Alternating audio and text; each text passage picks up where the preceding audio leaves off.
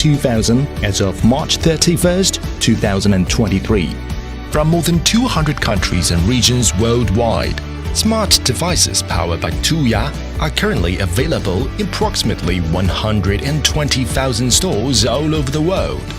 Better insights will bring more value into our lives, make our business and our homes smarter, but it's very important that it's in a secure way. So Tuya will provide it as well. Securing the insights on our daily life will actually protect our privacy for the future.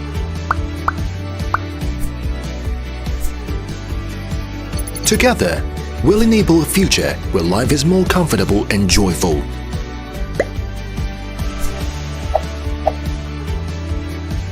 Work is more streamlined and efficient.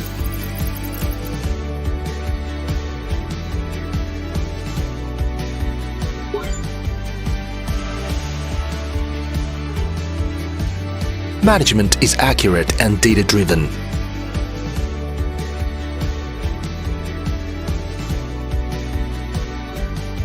Services are thoughtful and sincere.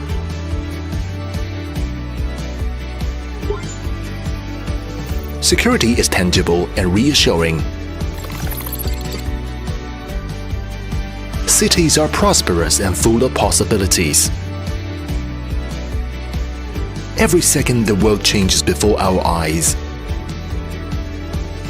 Time flies by faster than we could have imagined. Every idea can open the door to a completely new era. For creation precedes prediction. The possibilities are endless and we're walking into uncharted territory. We invite you to take this journey with us. Tuya Smart, the global IoT development platform service provider.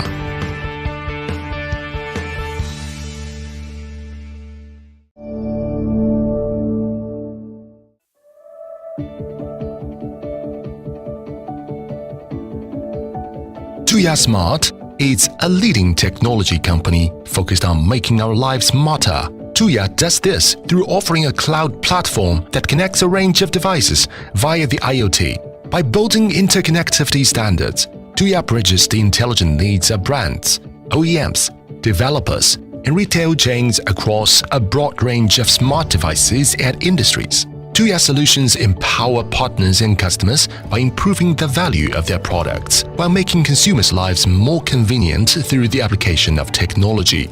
Through its growing commercial SaaS business, Tuya offers intelligent business solutions for a wide range of verticals. The company's platform is backed by industry-leading technology complete with rigorous data protection and security. Tuya partners with many global Fortune 500 companies to make things smarter, including Philips, Schneider Electric, Lenovo, and many others. The scope of Tuya's business covers the whole chain from smart manufacturing to the application of smart scenes. At the same time, encouraged by the online and offline channel resources of the service providers, integrators, and operators in Tuya's ecosystem, Tuya can help our brand customers to sell smart devices to the entire world. Tuya collaborates closely with Microsoft, Amazon, Google, Apple, and Samsung in industry ecosystem.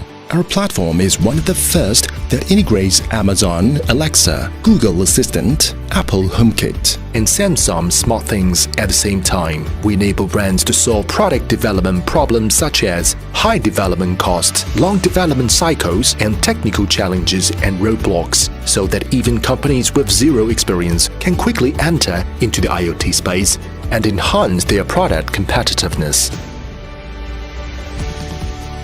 Tuya Smart, the global IoT developer service provider. Based on the underlying IoT PaaS-level technical support, we have developed smart business solutions for various industries including hospitality, residential, building, community and office park, etc. The infrastructure behind our platform includes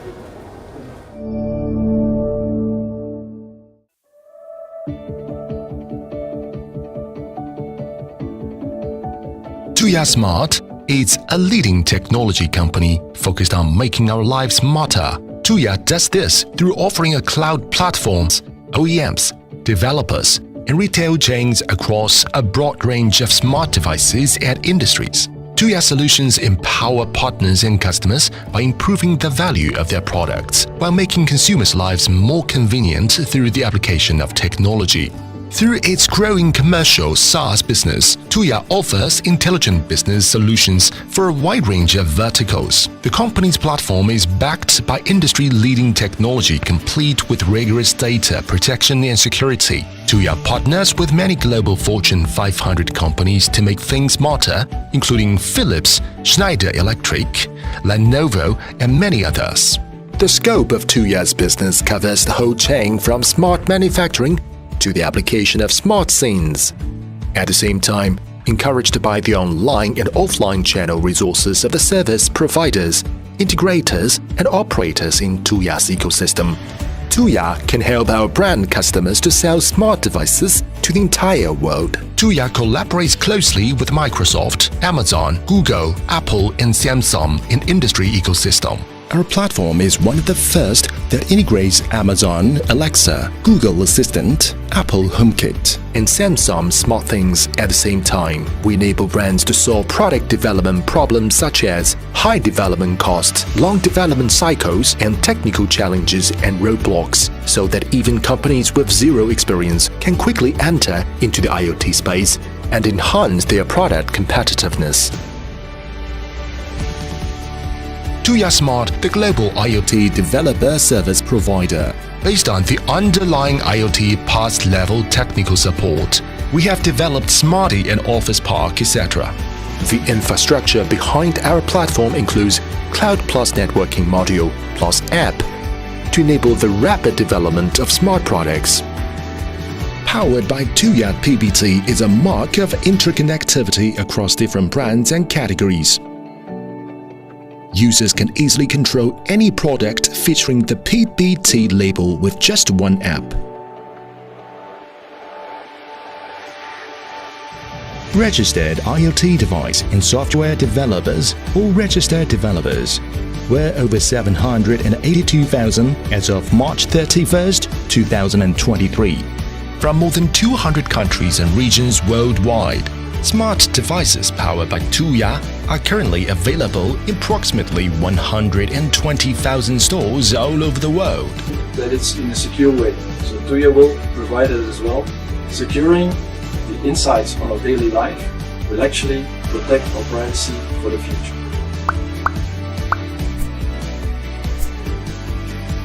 Together, we'll enable a future where life is more comfortable and joyful.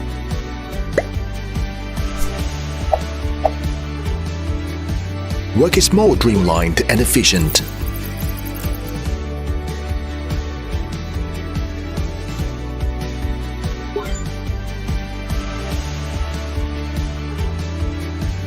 Management is accurate and A lot of people who are standing at the moment, so please, if you're around that middle section, please feel free to make a friend, give them a little seat next to you, just so we can get everyone sat down for this today's session.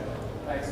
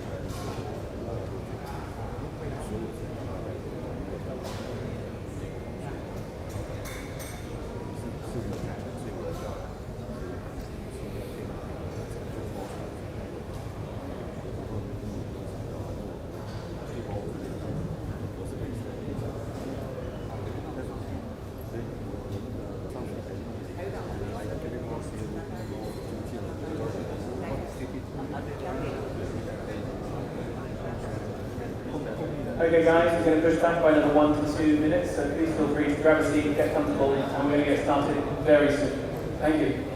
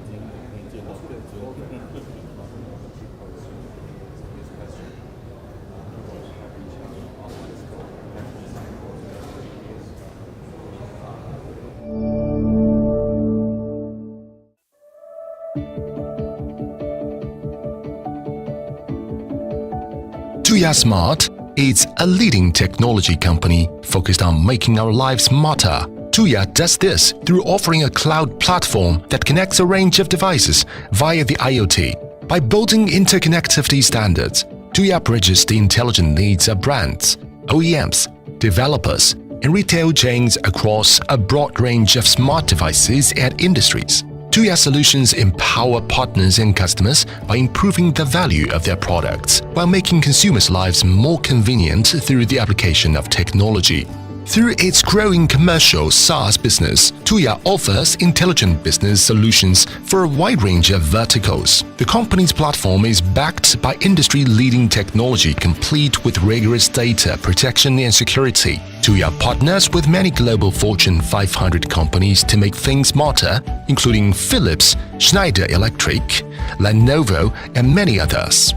The scope of Tuya's business covers the whole chain from smart manufacturing to the application of smart scenes. At the same time, encouraged by the online and offline channel resources of the service providers, integrators, and operators in Tuya's ecosystem, Tuya can help our brand customers to sell smart devices to the entire world. Tuya collaborates closely with Microsoft, Amazon, Google, Apple, and Samsung in industry ecosystem. Our platform is one of the first that integrates Amazon Alexa, Google Assistant, Apple HomeKit, and Samsung SmartThings at the same time. We enable brands to solve product development problems such as high development costs, long development cycles, and technical challenges and roadblocks, so that even companies with zero experience. So, as we get seated, I just want to firstly wish the warmest of welcomes and thanks to everyone who's travelled today from far, wide, and some from near to be with us today for the Tuya Developers Summit here in Singapore. So, before we start today's speeches, I just want to give the warmest of welcomes and we'll run through today's special guest speakers. So to begin with, let's give a warm welcome to Mr. Ali Sian, the co-founder and COO of Tuya Smart. Welcome, Alex.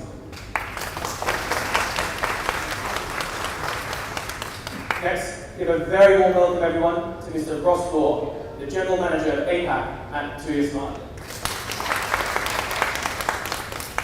Next up, Mr. Aruput Bancharam, the Chief Digital Officer at SCG. Next, we have Mr. Spike Chu, the General Manager of Sustainability and Industry Ecosystems at M1. Next, please welcome Mr. Jerry Huang, the Managing Director of APAC at the Wi-Fi Alliance. Next, please welcome Mr. Daniel Shane, the Product Director of the Intelligence Business Group at Tuya Smart. Next, please welcome Mr. Sky Cole, the founder of Auto Life Tech. And then, another warm welcome to Mr. Jay Viapuri, the Country Head of Singapore and Thailand at ESR. He'll be here shortly, don't worry. And then finally, last but not least, give the warmest of welcomes for another guest who's probably not going to see, Ms. Wu Jingxian. She is a data scientist at Meta. So please, another warm round of applause. So guys, to begin today's proceedings, let's give another warm welcome to Mr. Ross Law, the General Manager of APAC at Tuya Smart, who's going to introduce us about everything connected, everyone sustainable. Welcome, Ross.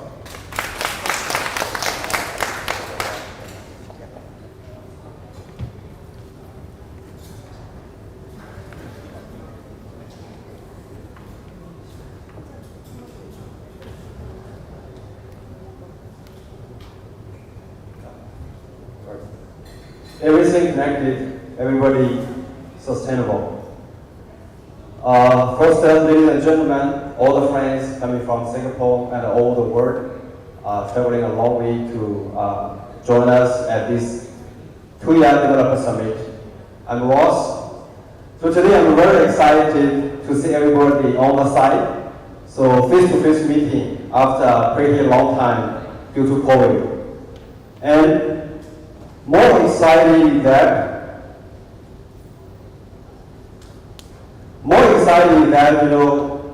the market we are working on together, despite all the challenges over the last few years, remain a strong growth.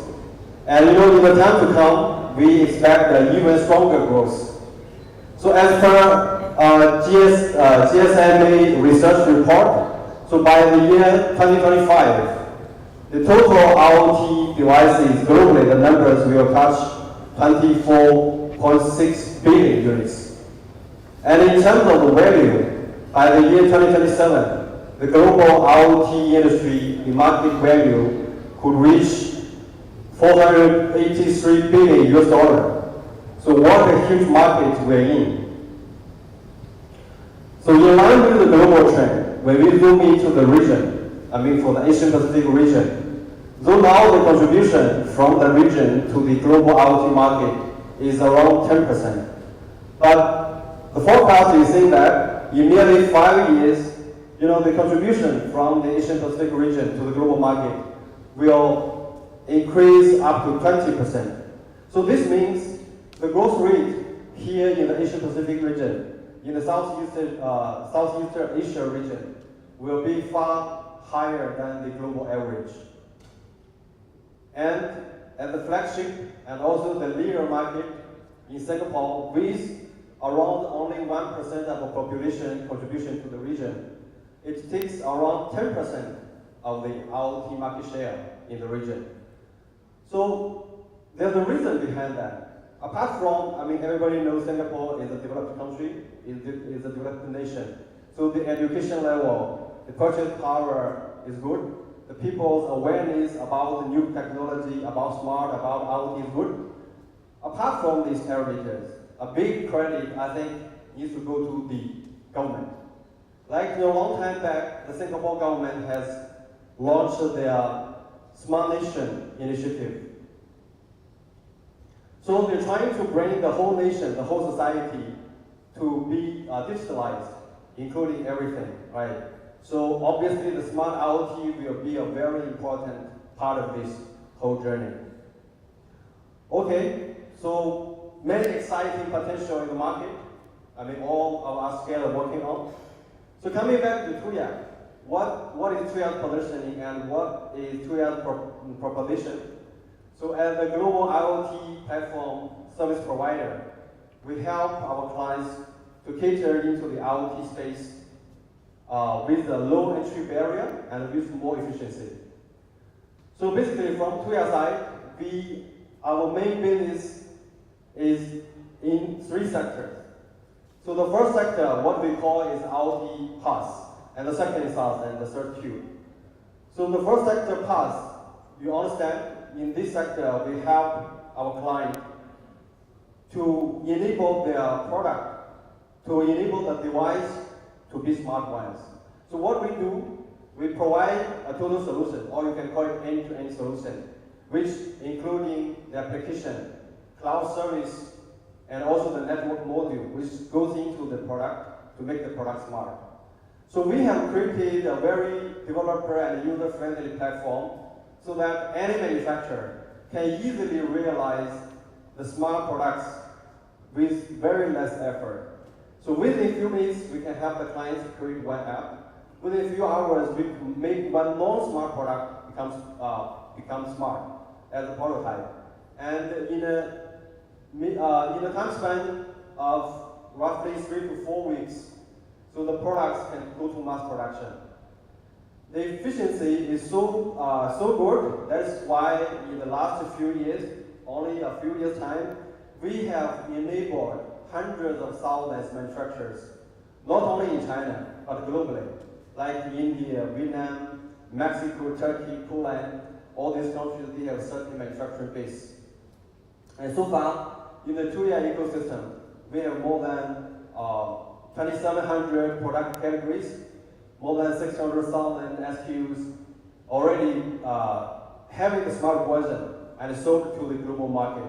So this could be the biggest ecosystem, smart products ecosystem in the world. Not only the product, but also the biggest smart product supply chain ecosystem in the world. So this is the LT path. It's more device oriented. The second sector we are working on is what we call SaaS, software as a service.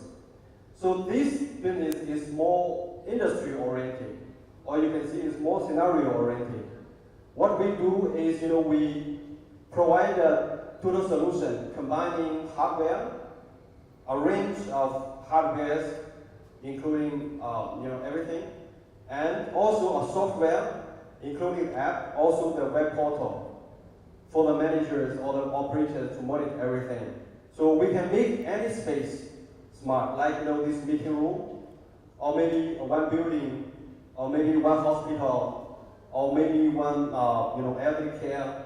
So any space, even bigger to a industry park, or maybe even to a smart city, we can have a total solution for that. So this segment is what we call SaaS. The third sector is what we call Cube. You can understand is, we can deploy the whole capability which we have privately for the clients who have the more demand in the data ownership, who have more demand for the customization and differentiation, who have more demand, they have their own R&D team to work on many customized applications based on the Tuya platform. So I will get into more details, like in the different sector, the PaaS, SaaS, and the Cube. In the last few years, we have developed a few new capabilities. So in terms of PaaS, in the last 1 to 2 years, we have upgraded our PaaS capability to the version 2.0.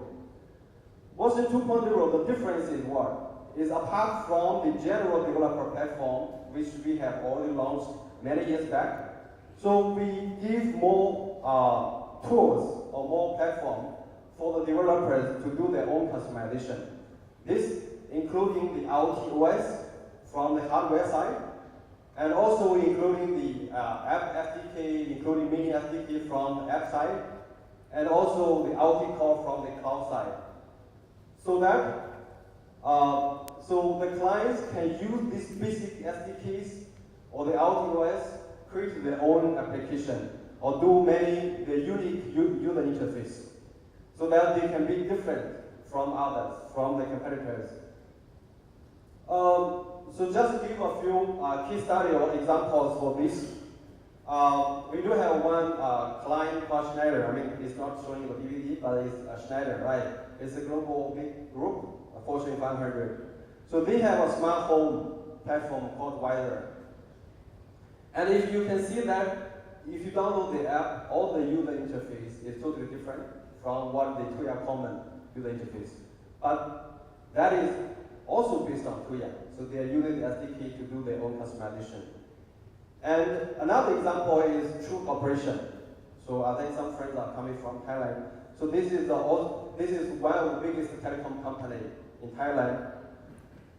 So our working with True is, they take the Tuya app SDK and they develop their own app called TrueX. So you can find in the TrueX app, apart from the smart home part, is powered by Tuya. They also inbuilt their own capabilities, like the value-added cloud storage services, like the payment gateway by the name True Money. And also, they even incorporate many other subscribed services, like the people can use this app to to ask for service of cleaning the AC, or even we introduced the education courses.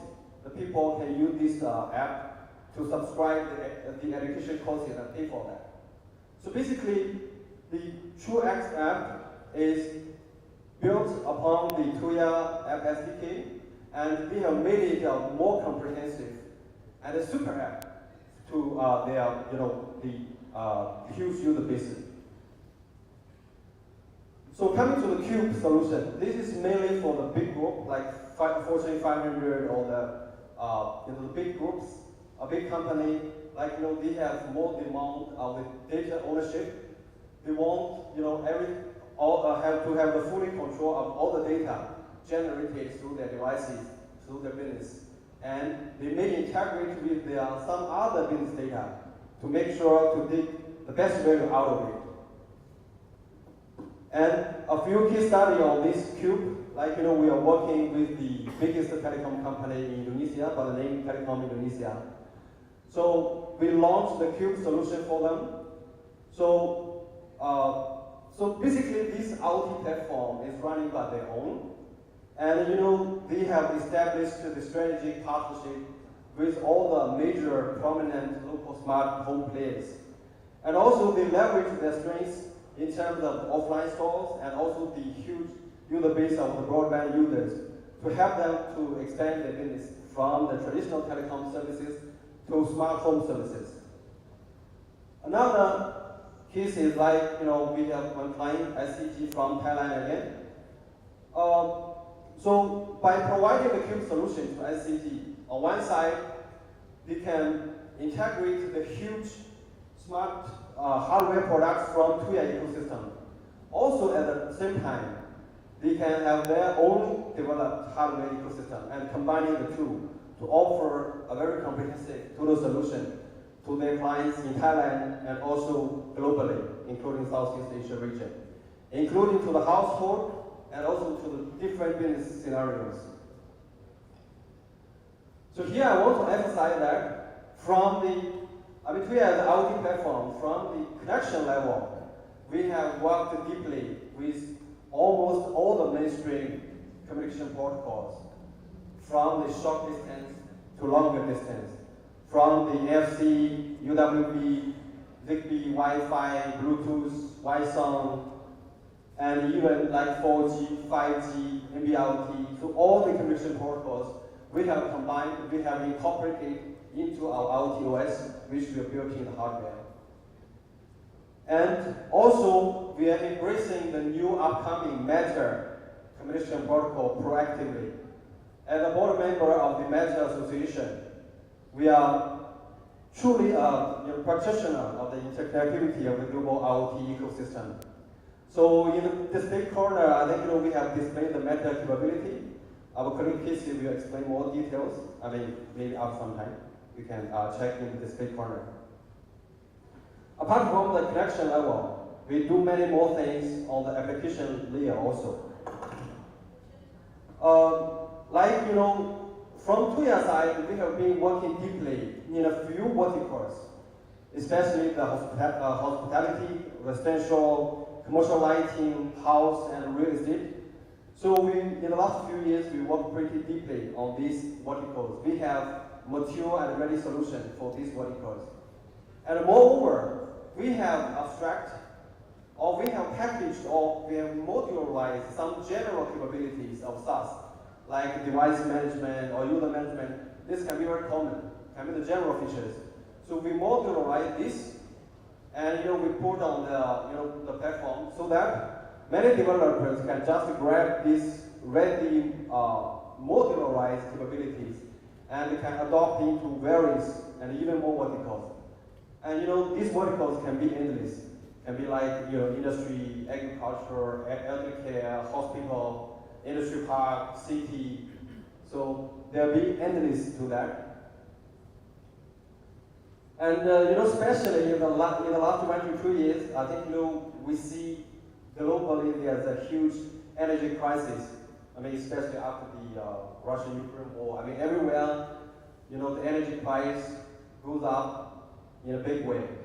So we have worked out what we call the smart HEMS, which consolidates all the aspects right from the power supply, the power generation, and also the power storage, then to the power consumption and distribution.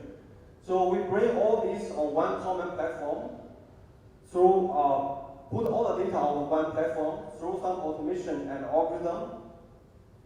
We can really balance, the power supply and the power consumption. So give the best efficiency, hence to achieve a good energy saving, maybe more than 20%. In Singapore, in the last 22 years, we also work pretty closely with the HDB. I think HDB has the Smart Hub initiative. All the communities HDB will build in the following years. We will have the Smart Hub ecosystem. And under this Smart Hub, there will be different smart subsystems, like the water harvesting, lighting, FSC access control, irrigation. Many subsystems will be there. So what our offering is like, we can unify all these subsystems. We can bring all the data through different sensors and hardware devices. We can bring all this on one single platform, so that for the town council, they can see everything happening on one screen, one big screen, to bring more efficiency. And also another case in Singapore, we work together with Crawford Hospital. So by leveraging the capability of the IoT technology, on one side, the patients can have more convenient operation inside the room. Like they can use app, they can use voice control the air conditioner, they can control the lighting, curtain motor, so bring more conveniences to the patients. On the other hand, for the nurse station, from the back end, they can monitor each and every room more accurately. So if something goes wrong in some particular room, the nurse will get the reminders or alarm on the app, also on the web portal also, so that they can go there and attend the patient, timely and more efficiently. Thanks to various sensors has been installed in the room, like fault detection or SOS. Yeah, so Tuya is a very open, flexible IoT platform. We also evolve with time. Like from time to time, there will be new technology, advanced technologies coming out. We try to blend all this stuff into our platform to make it even better. Like we in all the applications from Tuya side, we have gradually added more and more AI functionalities. Like in the net zero total solution. So we through some AI algorithm, we can help some commercial building to realize 20% energy saving without hampering any experiences of the users. Because everything can be automated. Once we collect the data, through some AI algorithm, we can make things happen automatically. So even without people's notice.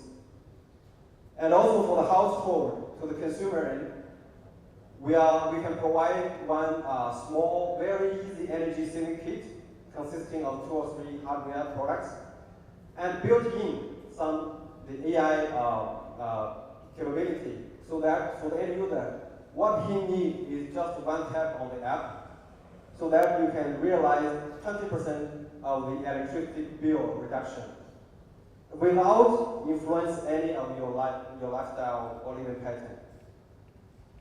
So this is pretty much to end my session. So I sincerely invite all the friends here, all the partners, all the developers here to work together closely to bring the new technology, to bring more advanced technology into the daily life, into the society. So let's together make the world a smart world and make people living a smart living. Thank you.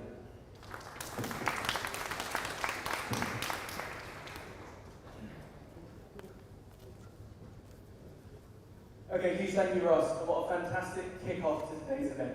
So, moving on to the next speaker, please give a warm welcome to Mr. Alex Young, the co-founder and COO of Tuya Smart, who's going to give us today a presentation on PaaS 2.0, the productivity hub for sustainable application scenarios. So please, a warm welcome for Mr. Young.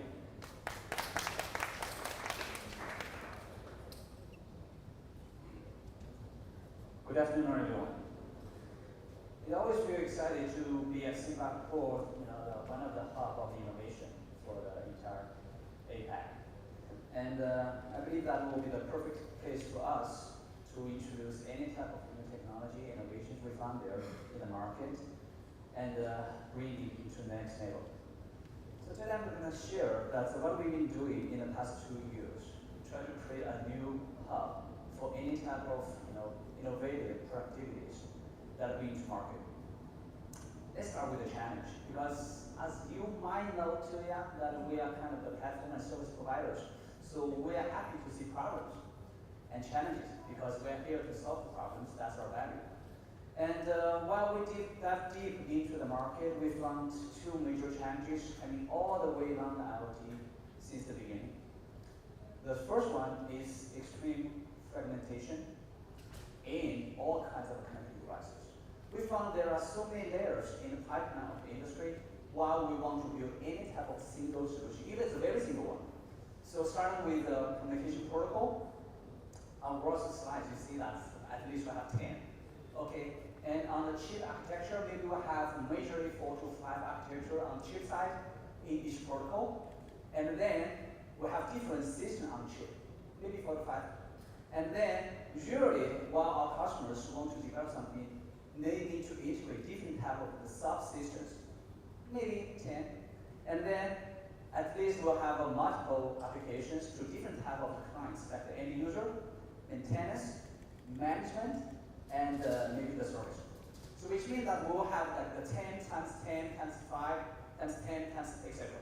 So we'll have a huge maze of options. So when everyone wants to design the solutions, they have to work through the maze of IoT, try to navigate them and integrate all the resources they needed. So that becomes extremely hard. Because usually, if we no way to know every single pieces or players in each layer of the industry. So that makes IoT kind of like the extremely difficult to understand. The first one. Still, right now, the fragmentation still exists. And I just shared with our friend from SCC, you see that maybe in the near future, there might be a single answer for that. We have to live with the fragmentation. So that will be one challenge. So maybe we can draw a map and help our customers to work through that. The first one. And the second one,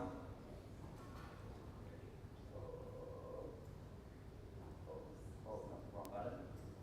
The second one, it will be the security and the compliance. So when we're talking about IoT, we're creating a new way to connect the different things and people together, which means that we are creating a larger of the networks that's trying to capture data. So once you have a massive data, that will become a new topic that how you can protect the data. So this will be some numbers from the top tier cyber security company called Palo Alto. They show a significant amount of the devices show as the vulnerable for any level of the cyber attacks, which shows that so many of the players right now in the field, they don't have the right, professionality to understand that when they start to build a solution, what type of security technology they should use to protect the solutions. And so we are a long way there. And starting from the internet, so we already live with all the virus from our computers for over 2 decades, or even 3. So IoT will have the same path we need to work through. That'll be one part. And another part, with the hidden numbers we do not have, is that based on all the conversations we have with our partners worldwide, majority of the companies who are already involved in IoT doesn't realize that compliance will be kind of the major topic they need to conquer in the next 2 to 3 years. Because when we started IoT like 6 years ago, there's no country, no government starting to pay attention to IoT yet. Because IoT till now is still in the early stage. It's not scaled enough for the governors to pay attention to. But starting with 4 years ago, from Europe, EU starting to pay attention to say that, oh guys, since I see there might be a massive data capture from the market using this new technology, we started to think about how we can protect our people. And then we found that several regional regulations starting to making places, starting from EU, and then United States, and then UK, and then Singapore, Japan, China. So compliance is how we can provide a service and technology that comply with the local regulations become a major issue in the near future. Because if you don't comply with that, which means that all your service might facing a high penalty from some governors. So that will be the two major challenges for most of the newcomers for IoT. But most of the time, when I speak to the new partners, that's the target customer for Tuya, they'll say that, Alex, let me tell you something. Firstly, IoT will be way more complicated than my understanding, so I don't know how to put that together. And secondly, and somebody tell me that if IoT is not secure, gosh, I'll take way more risk and way more pain point to kill the pain point you're telling me. So I'd rather not do that. Okay, I said perfect. Because we're here trying to solve the solution, solve the problems. So those challenges, whether we can provide something towards that, yeah. I'm just show one single use cases is our IoT Pass.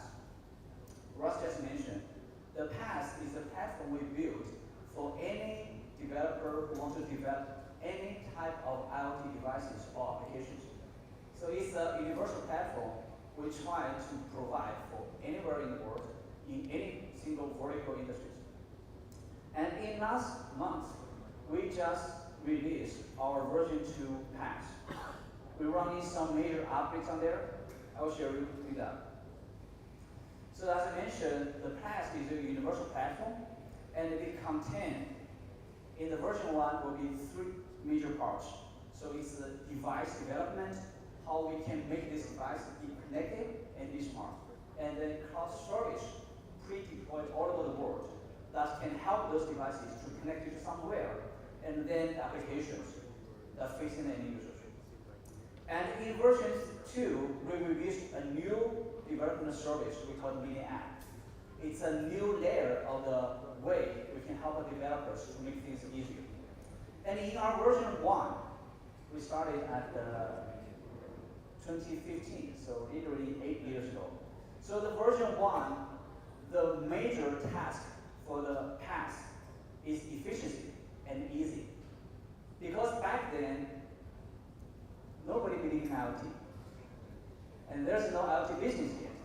So if you want to run a summit in Singapore 8 years ago, none of you will come because you will say that, why I need to listen to something I don't understand and come with a risk. And I don't see the business opportunity there. So in our version 1, we have to do a lot of what we call turnkey solution, end-to-end solution. So we finish most of the things in-house and offer that as a plug and play to the customers. So for them is that, okay, without investment on the R&D, just plug in a module and we can make it work. We really have all the rest work being done. So on version 1, we're more focused on the end-to-end, try to do things for our customers. But then, you know what, IoT right now already been proved it can work out, no matter it's business perspective or technical perspective. So you come, because you maybe part of you already starting to do the IoT business.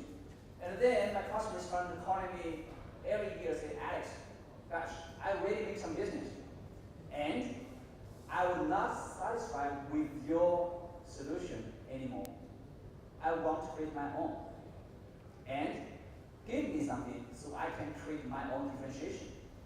So on version 2 Pass, our major task will be flexibility, independency, and diversity. So we're starting to build a new layer to open up our infrastructure more to allow our customers to be able to develop anything based on their capability as they wish. And so we create, based on the three major sectors we have, and we including a new one we call the mini app service. Let me show you the detail one by one. Start with that, still we have a IoT developer portal. It's a very unique original portal that we provide that cover all the development tasks and toolkit you needed from Tuya. And also combine with all the major work you need to be done to finish application development, including like the device development, project management, user and device management, after the sales, the online service, OTA, data analytics, storage, etc. So till now, you can still use the same portal for all the upgraded services on past version 2. The same portal, but come with a different service. And on the device side, we have our Tuya OS. So Tuya OS is a standardized embedded system framework come with a things model on the cloud side that can help those device makers to develop and define and develop any single type of the devices. So we still have the same stuff, but we open more developing toolkit and documentation. And on version 2, we released our new IDE, integrated development environment for those device makers. So cross different chip, cross different protocol, cross different hardware architecture, using the same development toolkit to finish your job. We call Tuya Weave. So for that, we just simplify all those hardware works. And besides the device, we released a new version of Tuya App SDK. Like I mentioned, so more and more customers are not satisfied with the master app or what we call standardized app Tuya develop. They ask them to do themselves. So we give them an SDK. And on version 2, the app SDK upgrade is that we modularize the feature, which means that we have the baseline of the master SDK, but also we release a lot of features as a module of the SDK and running that separately. And each of the feature modules will be running at the vertical team from Tuya, so we will upgrade the feature module separately, which means that we provide more flexibility for the customer to develop their own app without waiting for the baseline upgrade. They can easily upgrade single module on the feature side. So this is also provide more flexibility for the app. And split from there, we provide two separate versions on the application development. This is standard one, and then we give them a lighter one. It's a mini app.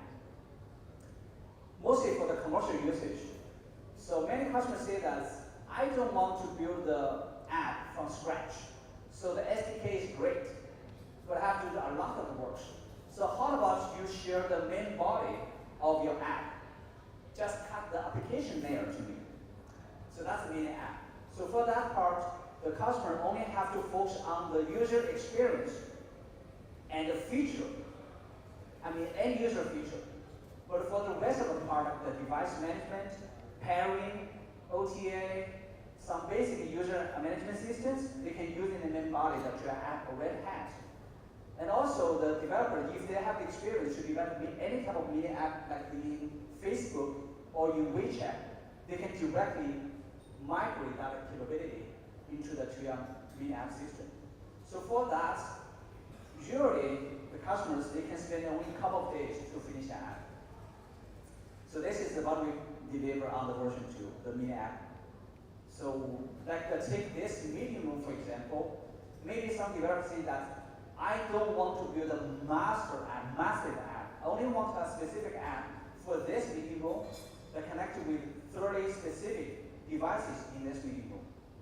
So for them, they only have to finish that there for the 30 specific devices integration and this meeting room control.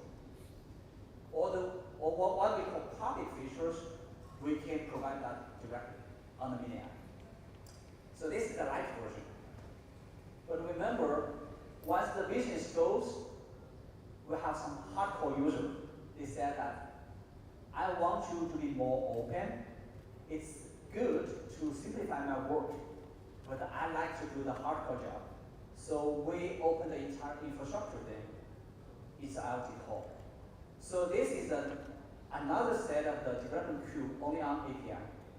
No SDK, so the customer can build it from scratch. For the IoT core, what we all target as some typical customer like the telecom operator, like the property developer, and the utility company. For them, they say that the IoT will be part of the business model, but they like to integrate with some other third-party services and their own legacy systems.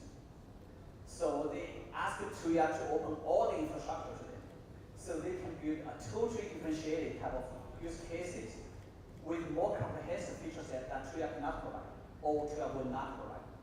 Yeah, we open the IoT core for that. And right now, the version past out version 2, we provide more comprehensive APIs on our IoT core. And these APIs will support all different type of deployments, including the Tuya hosted deployments as a public service, or the hybrid deployment with the customer's legacy systems, or total private deployment. So through that flexibility around deployment and integration, we can provide independency on the data loop and system integration on the application level, and the total diversification for my customers.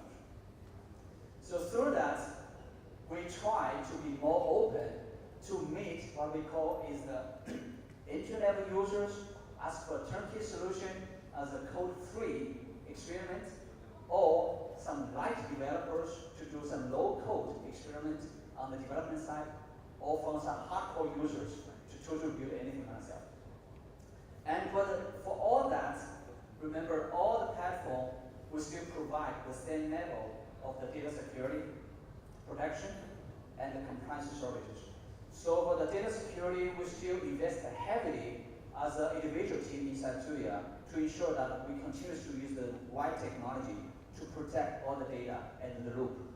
And we also cooperate with all the world-class tier of cybersecurity company to run the regular penetration tests and cybersecurity simulations to ensure that our solutions are always in the first class. In the same time, we open our bug hunting, bug bounty program to all the white hat, global-wise, for all those hackers to continue to challenge our cybersecurity system to improve ourselves. In the same time, we work with the top-tier compliance agencies and the law firms all over the world to ensure that we keep tracking all those governors who design the new regulations. We ensure that all the services and the procedures we run in the service are compliant with those regions. So right now we're already certified with the GDPR from EU, CCPA from United States, and right now we're on track to comply with the UK. They're going to run that in next year, and in Singapore too. So we're already compliant with the basics. Most of the popular standards like the EN 303645 cybersecurity standards to ensure that most of the countries, if they follow the standards, the services we provide to the customers will comply with those standards too. So that type of things we'll need to protect to ensure that we raise the benchmark or bottleneck of the baseline of the performance of the security and compliance for among the industry. Yeah, so that's some cases that Tuya provide in IoT PaaS. And then last part, I'd like to share stories, because technology will be always kind of hard to understand. Maybe story do. This is use cases in Singapore. We got a call from the partners and telling us that Singapore have 1.3 homes, and 80% of those home owners will live in the they call public house from the government. And they do estimate that averagely like a 4-room public house in Singapore, it will consume around 390 watts, kilowatts hours electricity a month. It's a lot. It's a lot. And especially since last year, every single nation are pushing forward to make the country greener, to do more as a energy sufficient. So the partner said that, can you do anything about it to reduce the power for Singapore home? They will say, okay, let's try to work together to understand what we can do. And then we start to dive deep into the Singapore house living to see that what the people have been doing in home. We found that first one, at least 50% of the power is being consumed by the air conditioner. Because we are in kind of the tropical country, so we like to be cool a lot. And we have to keep the AC on all the time. And then we start to dive deeper to see that how the AC been running. And we found that, okay, AC is not simple as we think. So provide the confidence of the temperature for the human body. There were 4 points. The first one, the temperature is set on the AC. Doesn't mean it's a temperature for the room. It's only the temperature for the wind that the AC goes. So maybe the AC is turning to 22 right now, but what would it feel might be 30. Oh, we don't want 30. First one. And the second one, the temperature we feel are not only reflected by the temperature itself on the air, but also reflected through other factors. The first one, humidity. And the second one is airflow. So when it's too wet, we feel hotter. When it's dry, we feel cooler. And where there's some wind in somehow, we feel better. So humidity and the airflow, we need to compute that. And the third one is that we found humidified mode takes 30% less than the cooling mode on the AC. So which means that by some time, if you feel cool enough, maybe not in cooling mode running all the time, humidified mode will help. That is the third one we learned. And the last part we found is that the starting power of AC is way more higher than the regular mode. So what it means that if we continue frequently to turn the AC on off all the time, it takes way more power. So we need to find a balanced way to keep the AC warm for most of the time, but in a better way. Starting from there, we say, okay, now I know better on this part. Let's try to design some package. And then very simple stuff we try to put in. So AC controller and some sensors, including the telling the human existence, whether we got some people in the house, how many of them, where are they, and then we get a humidifier, humidity and temperature sensors telling how the room looks like, not the wind. And then we're adding a fan, the air circulation fan. And then we try to put us algorithm on top of that. Okay, by telling how many people in this room, where are they, and how those guys want to be feel. Very cold, cool, chill out, or they prefer to be hot. And by setting that type of target, we try to see that how we can play the AC in different modes, and with the right sensor tell exactly this is the spot you see it, and how you'll be feeling, and activate with some fan. Starting with there, and we see that we can really run the AC different way, and we're starting to apply different setting configurations on different people. So maybe I'm a cool guy. Okay, keep these things as cold as it could be for all the time, as long as I'm here. But my wife is a hot girl, so we prefer to be hotter. So different people in this role will play different setting and configuration. Through that, we start to deploy the POC in some of the Singapore home. You know what?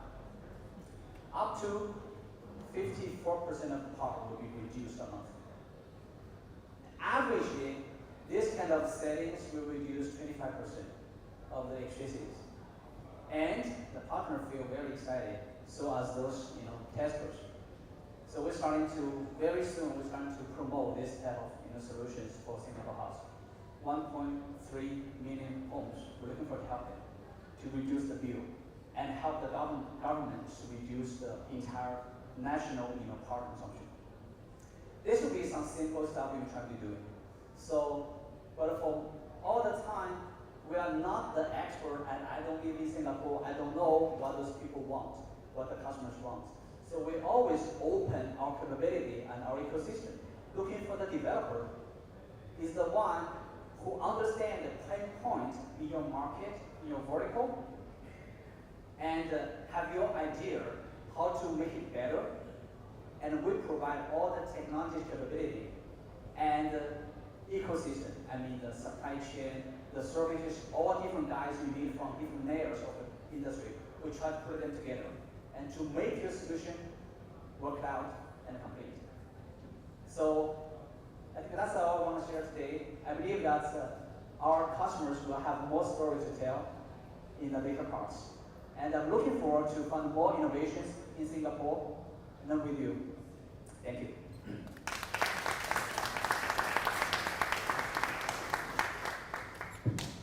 A huge thank you, Alex, for that fantastic speech. Now, next up, please give a warm welcome to Mr. Jerry Huang, the Managing Director of APAC Business Affairs and the Wi-Fi Alliance, to give us a speech on Wi-Fi, inherent strengths enabling IoT ecosystems. Please welcome Jerry. It's a pleasure and honor. Thank you very much. This is me. I work for Wi-Fi. And before I start, I want to tell you a story. This is very interesting. A few months ago, I travel a lot in my job. A few months ago, I checked into a very nice hotel with very lovely front desk. It was late in the evening, so there's no one else. And the lady at the front desk said, after I checked in, she said, "Well, sir, we're conducting a survey, and we'd like to get some information of you, and please participate in our survey." So one of the questions is like, who do you work for? So I said, naturally I replied, Wi-Fi. And then immediately she handed me a piece of paper. "Sir, this is your Wi-Fi username and the password. And what is your company again?" I said, "Wi-Fi." And she's like, "Sir, here's the list. Okay, this is your username and the password." Half an hour later, she and two of her colleagues from that, it was late night, they had very little customers. So three of them trying to explain to me how do I log on to my e-room Wi-Fi. And instead, I'm trying to tell them I work for Wi-Fi actually. So this is very interesting. So who is Wi-Fi? I mean, I'm sure you all know Wi-Fi, but what is and who are Wi-Fi Alliance, and what do we do? So if I can make this button correct, okay, I think I did it backward. Need some help, please? Okay. Okay. So Wi-Fi, we are basically a standard organization. Who are we? What's the connection between us and the Wi-Fi you use on a daily basis? We are Wi-Fi. All the Wi-Fi standard came from us. The organization was formed back in 1999 until now, 20 plus years. In fact, we're celebrating 25 year anniversary next year. So that's who we are. And our vision is very simple. We want to connect everything, everywhere, and everyone in the world. It's not very easy. It's not that easy to do, actually. So our vision and our principle of operation is we do innovation, we help industry grow, and most importantly, in order to achieve that, we help accelerate collaboration among the industry. And what does Wi-Fi has to do with IoT? Okay, we all know if you ask 100 people, I guarantee you 99.5 people will tell you, what can I do with Wi-Fi? I can get on the internet. What device do you have that includes Wi-Fi? Oh, cell phone. Oh, maybe AP. Well, not necessarily. Some people don't even recognize AP as Wi-Fi. Cell phone for sure, because everybody is looking for Wi-Fi signal. Actually, I wish to have a chance to report that Wi-Fi actually has a lot to do with IoT. Before I go on, I want to show you some very interesting statistics number. Wi-Fi currently has about 900 plus members worldwide, throughout the world. And yeah, that does not sound like a lot, right? 900 plus company. However, there was an economist he actually wrote an analysis using Wi-Fi ecosystem, all the members in the world, those members in Wi-Fi, and estimated their production value, meaning like GDP. His answer is, let me see if I can point this one correct. Which one is the point? Oh, here's the pointer. He's actually came up with a solution. Last year, 2022, 900 plus members produced equivalently 3.5 trillion US dollar GDP. Our shipment worldwide last year reached to 4.4 billion pieces, not billion dollars, billion pieces. Currently in the world, the in-use devices are still in use, haven't broke out, haven't been replaced, still in use device in the world, Wi-Fi device, 18 billion pieces. 18 billion pieces, that means everyone in the world, including the little infant you hold in your arm, has an average of about 2, maybe 3 pieces per person. That is Wi-Fi. We have, like I said, 900 plus member company. Majority of them are device manufacturer, end device, all kinds of. But on top of that, we have different industry people. We have, you would imagine, well, we have a chip company, we have solution company, like Tuya is one of the very major contributors to Wi-Fi ecosystem. We also have construction company. We have developer, real estate developer, all sorts of company in the different industry segments participating in Wi-Fi in all different kinds of applications. Let me give you one example. Wi-Fi has a standard that can make evaluation and certification on the largest product you can even imagine. That standard is called home experience. Certification target the product is house. It is capable of evaluating and make certification on the house or apartment that make sure the wireless signal has no boundary, that it's all effective. So I will not go into that. That will take a lot of time to explain, but this is what the Wi-Fi industry looks like. In Asia Pacific, we occupy what represent about half of the membership in the world. And as most of you know, probably the most common one, the frequency band in use. 2.45 gigahertz, that's probably the most common one that everybody knows or use. Right now it's coming out with 6 gigahertz, Wi-Fi 6E, E as extension, using 6 gigahertz, and the upcoming Wi-Fi 7 right around the corner, also heavily using 6 gigahertz. Lots of countries already released 6 gigahertz band. And surprisingly, we also have sub-gigahertz. That means like, I don't know, like 900 megahertz band or even lower, depending on which country you're at. We have up to 60 gigahertz, very, very high frequency band in use. So Wi-Fi has over 30 different programs, or what we call the standard, in different kinds of applications around the world to fit all the different kinds of applications. But the most mainly used are around here. And this is where IoT used the most. Why can we do IoT? Why does Wi-Fi have anything to do with IoT? From a survey, on a global average, if we're looking at a smart home environment, there are more than 17 devices or around 17 so-called connected devices per household. I work in, my office is in Beijing, I'm based in Beijing. And in my experience, the so-called smart home in China, that on the average, an 80 square meter to maybe 100 square meter, 3-bedroom apartment, we're looking at about anywhere from 30 devices to 50 devices, 50 devices connected together.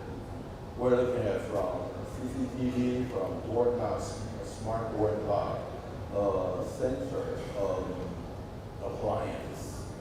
For example, like appliance, China shipped over 100 million pieces of the so-called smart appliance last year. It's very amazing. So that this is a number that's not very popular, or not many people actually pay attention to it. But these are all the devices we use at home. And the overall growth on the smart application, they consume a lot of data. You have data download, you have data upload, everything. And that's the range for the IoT. As long as the IoT application is getting more and more richer, this kind of demand, this data demand, and the connectivity demand is getting bigger and bigger. Right now, of course, let me share another interesting data with you guys. In the 5G world, I'm talking about the cell phone, the 5G. Everybody's talking about 5G. I'm talking about the 5th generation 3GPP, the cell phone 5G. In the 5G world, the wireless transfer data, meaning the data transfer through wireless device globally, over 70% are transferred through Wi-Fi. The mobile network only represent about 20-some%. Okay, because it's a demand and it's a complementary joint solution between the mobile data and the wireless data, the Wi-Fi network. So that's how the demand is growing.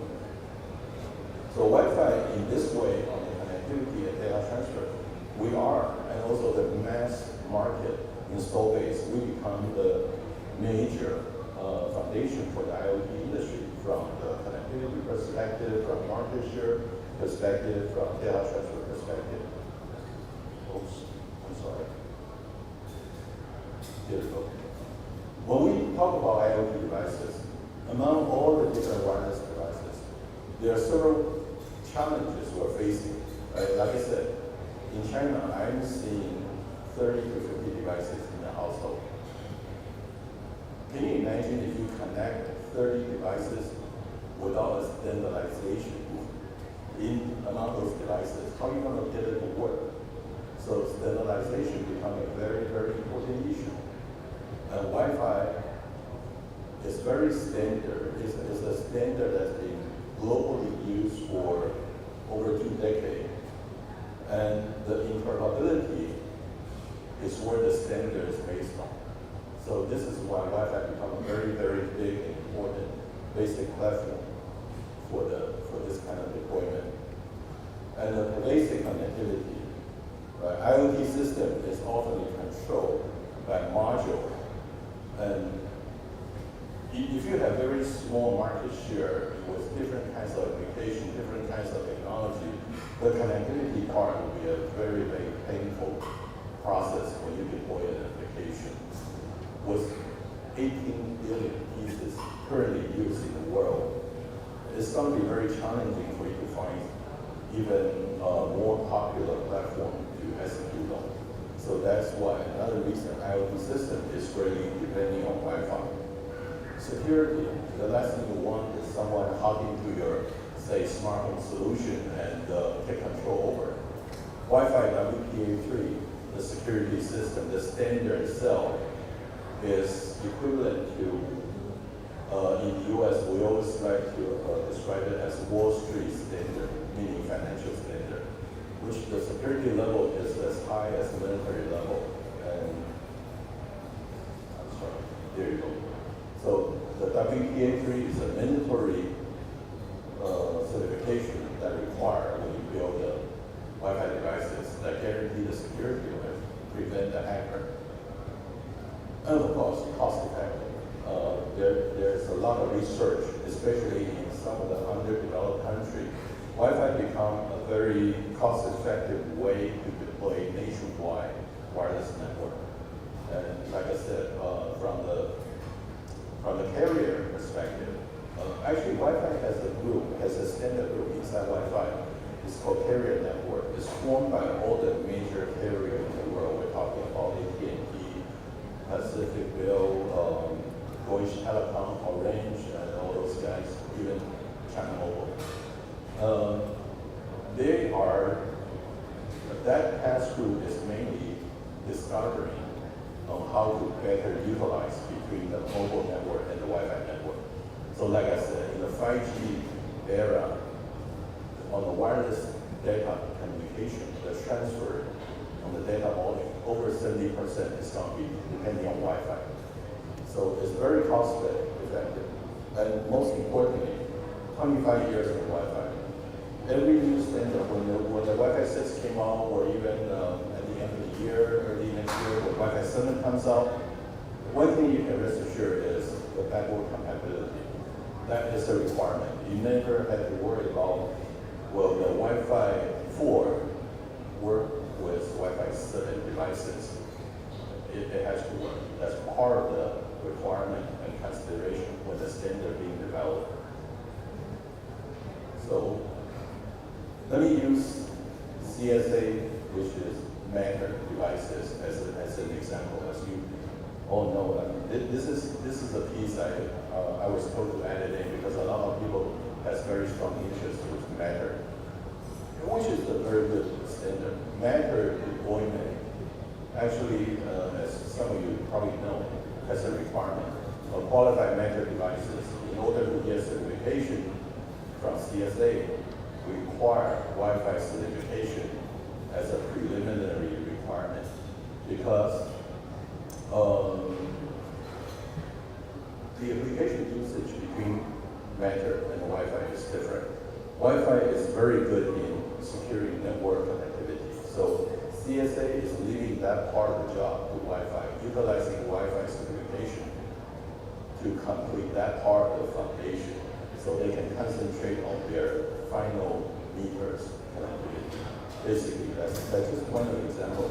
I've seen a lot of cases, a lot of companies on their purchase requirement that the product qualification require Wi-Fi certification as a prerequisite.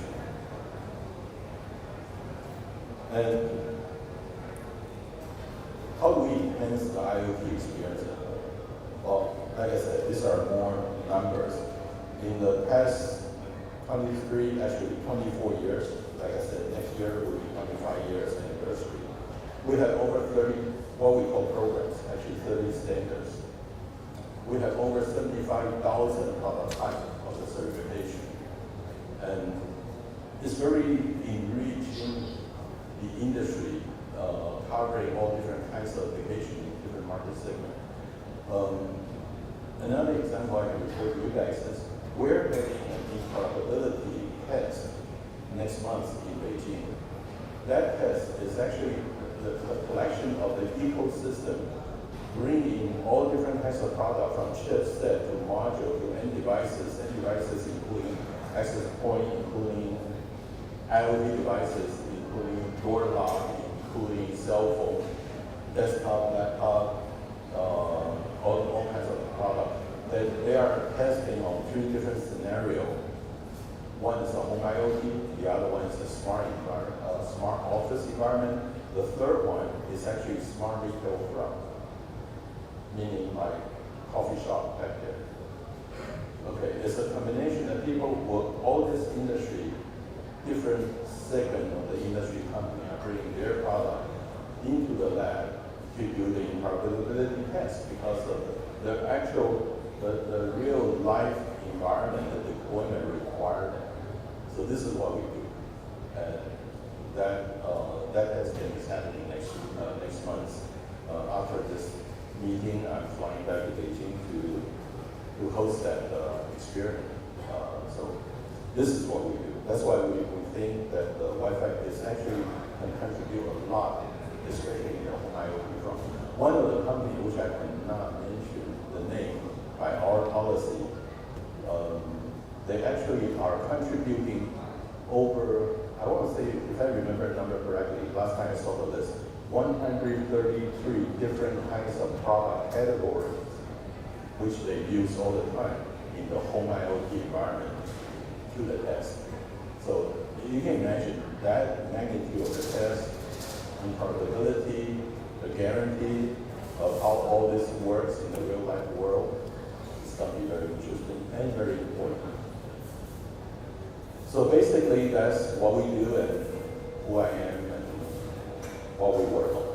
Feel free, I'm going to be here. Any further questions, feel free to reach out to us.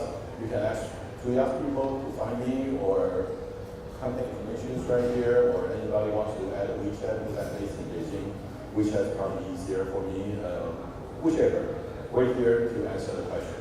And by the way, we are a non-profit organization, so we're very neutral. Thank you very much.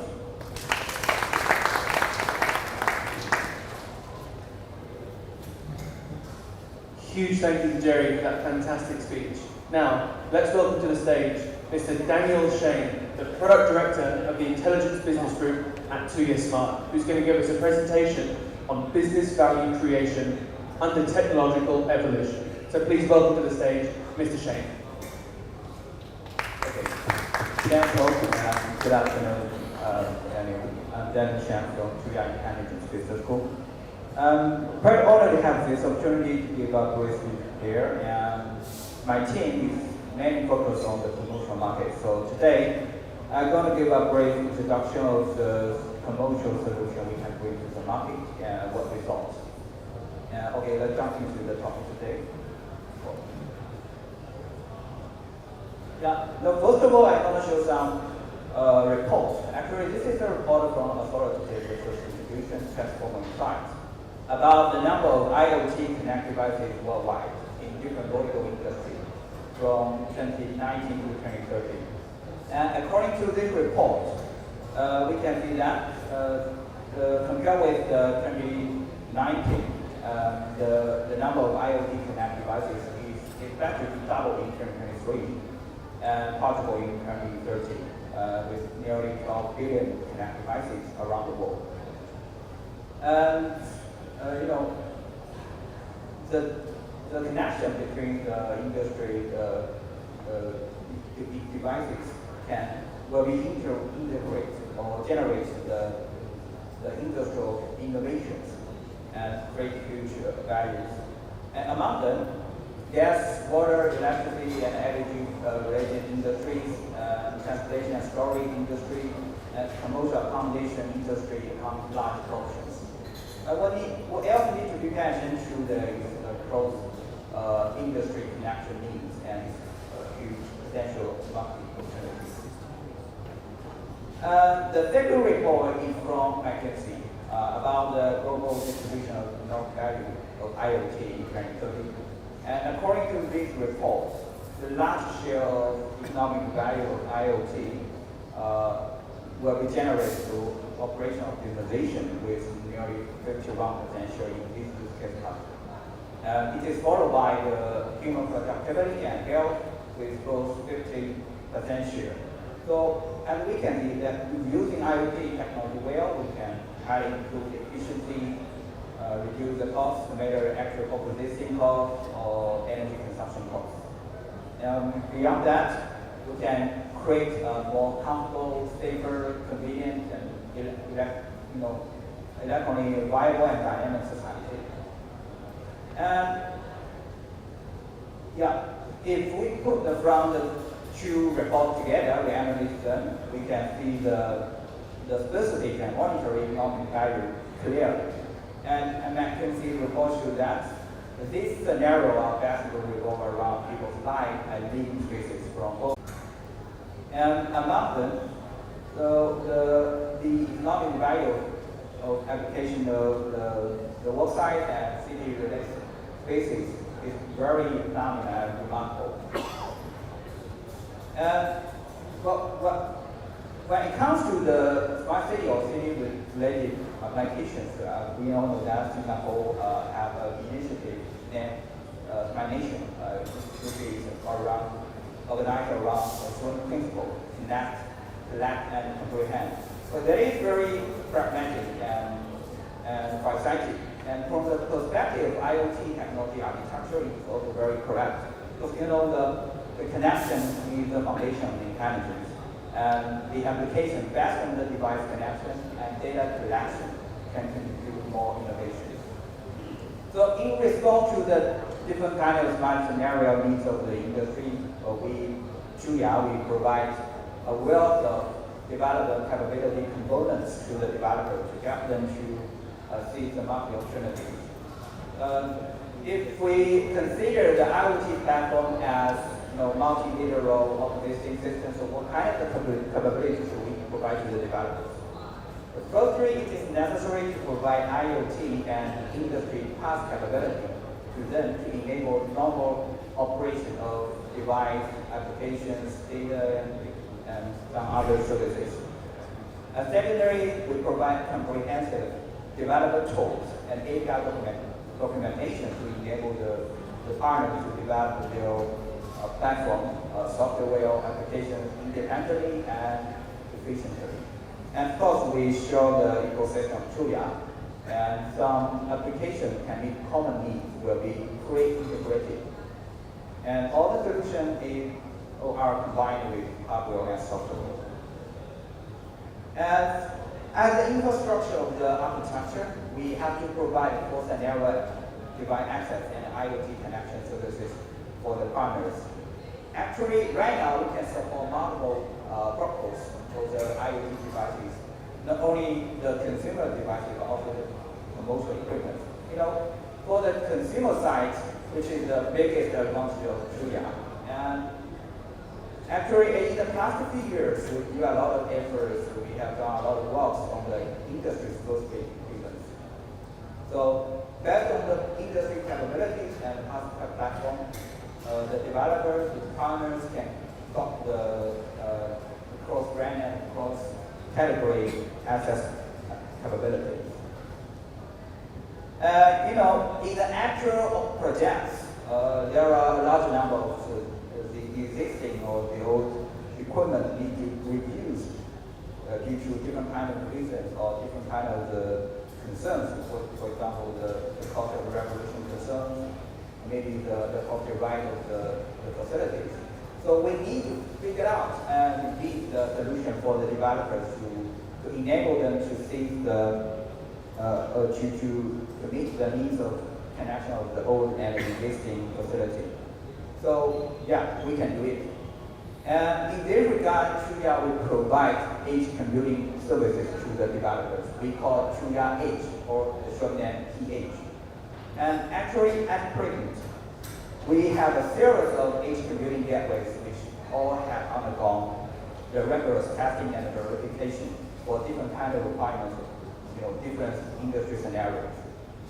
And with the edge computing gateways, on the one hand, we can realize a rapid response to the local events with reliable local operations, even without network or in the condition of weak network or network jitter.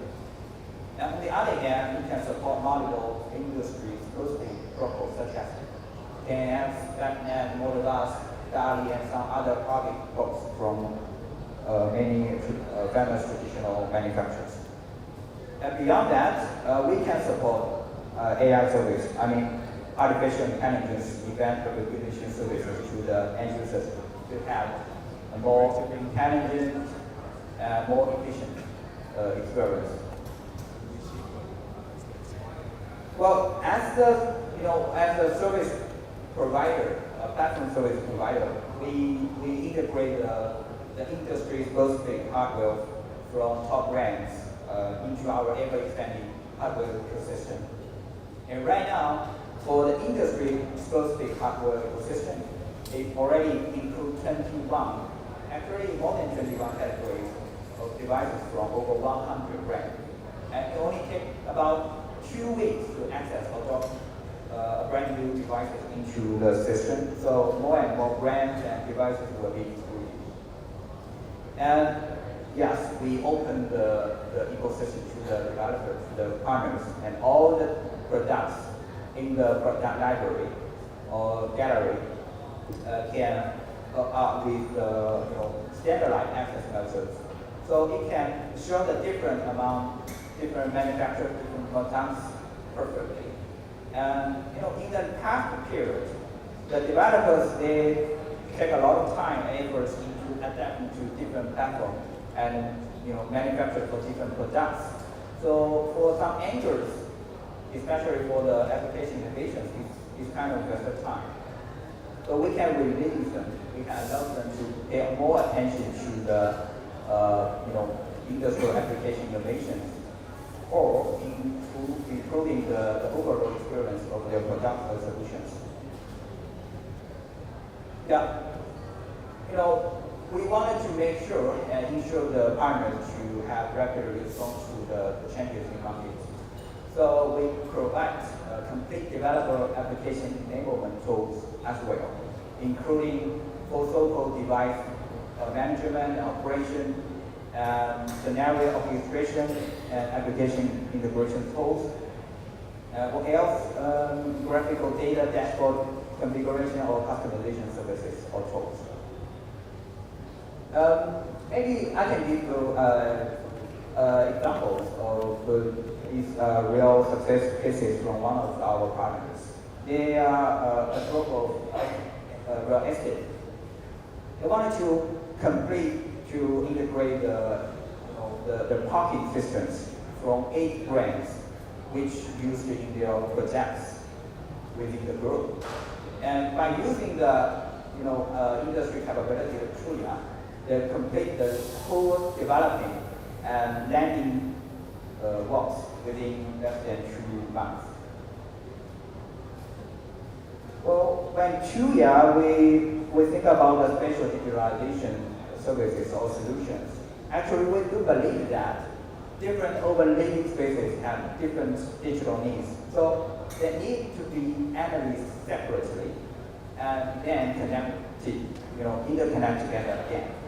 So when we think about what kind of solution we can bring to this scenario, we divide the space into home living space, to working space, commercial spaces, and city public spaces. Actually, we list some typical subdivision spaces of them. You can see on the slides, and we started the connection at different amounts. Well, when faced with the market competition, our partners, Tuya, can provide major out-of-the-box, something like turnkey solution for them. They can just use it, so they don't have need to build the spatial digitalization from scratch. So therefore, on the one hand, we keep reaching our product metrics from different kind of level of spaces, as I just mentioned. And on the other hand, based on the industry middle platform and the free combination of the application, so the partners can provide specific solutions to their target customer from your mind. And for commercial scenario, usually they have higher requirements for the platform reliability, stability, security, and privacy compliance. So for different kind of the project types and sites, we can provide or we can offer different deployment methods, or public cloud or private cloud, even the local server implementation services. We are very confident about our robust platform capabilities and flexible deployment methods to meet the core needs of different types of customers. And I'm going to bring some typical industrial solutions we have launched around spaces. The first one is Tuya House and Real Estate solution. It's meant for the newly built high-tech residences and the open, renewable, and the existing community revolution, or the future digital community. From the perspective of spaces, the home is part of the community, and the community is the core of the city.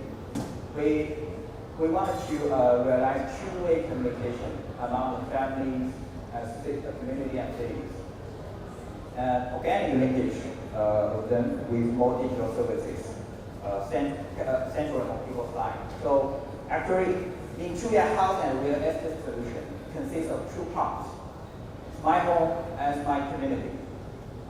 Yeah, we want to be more useful experience for them.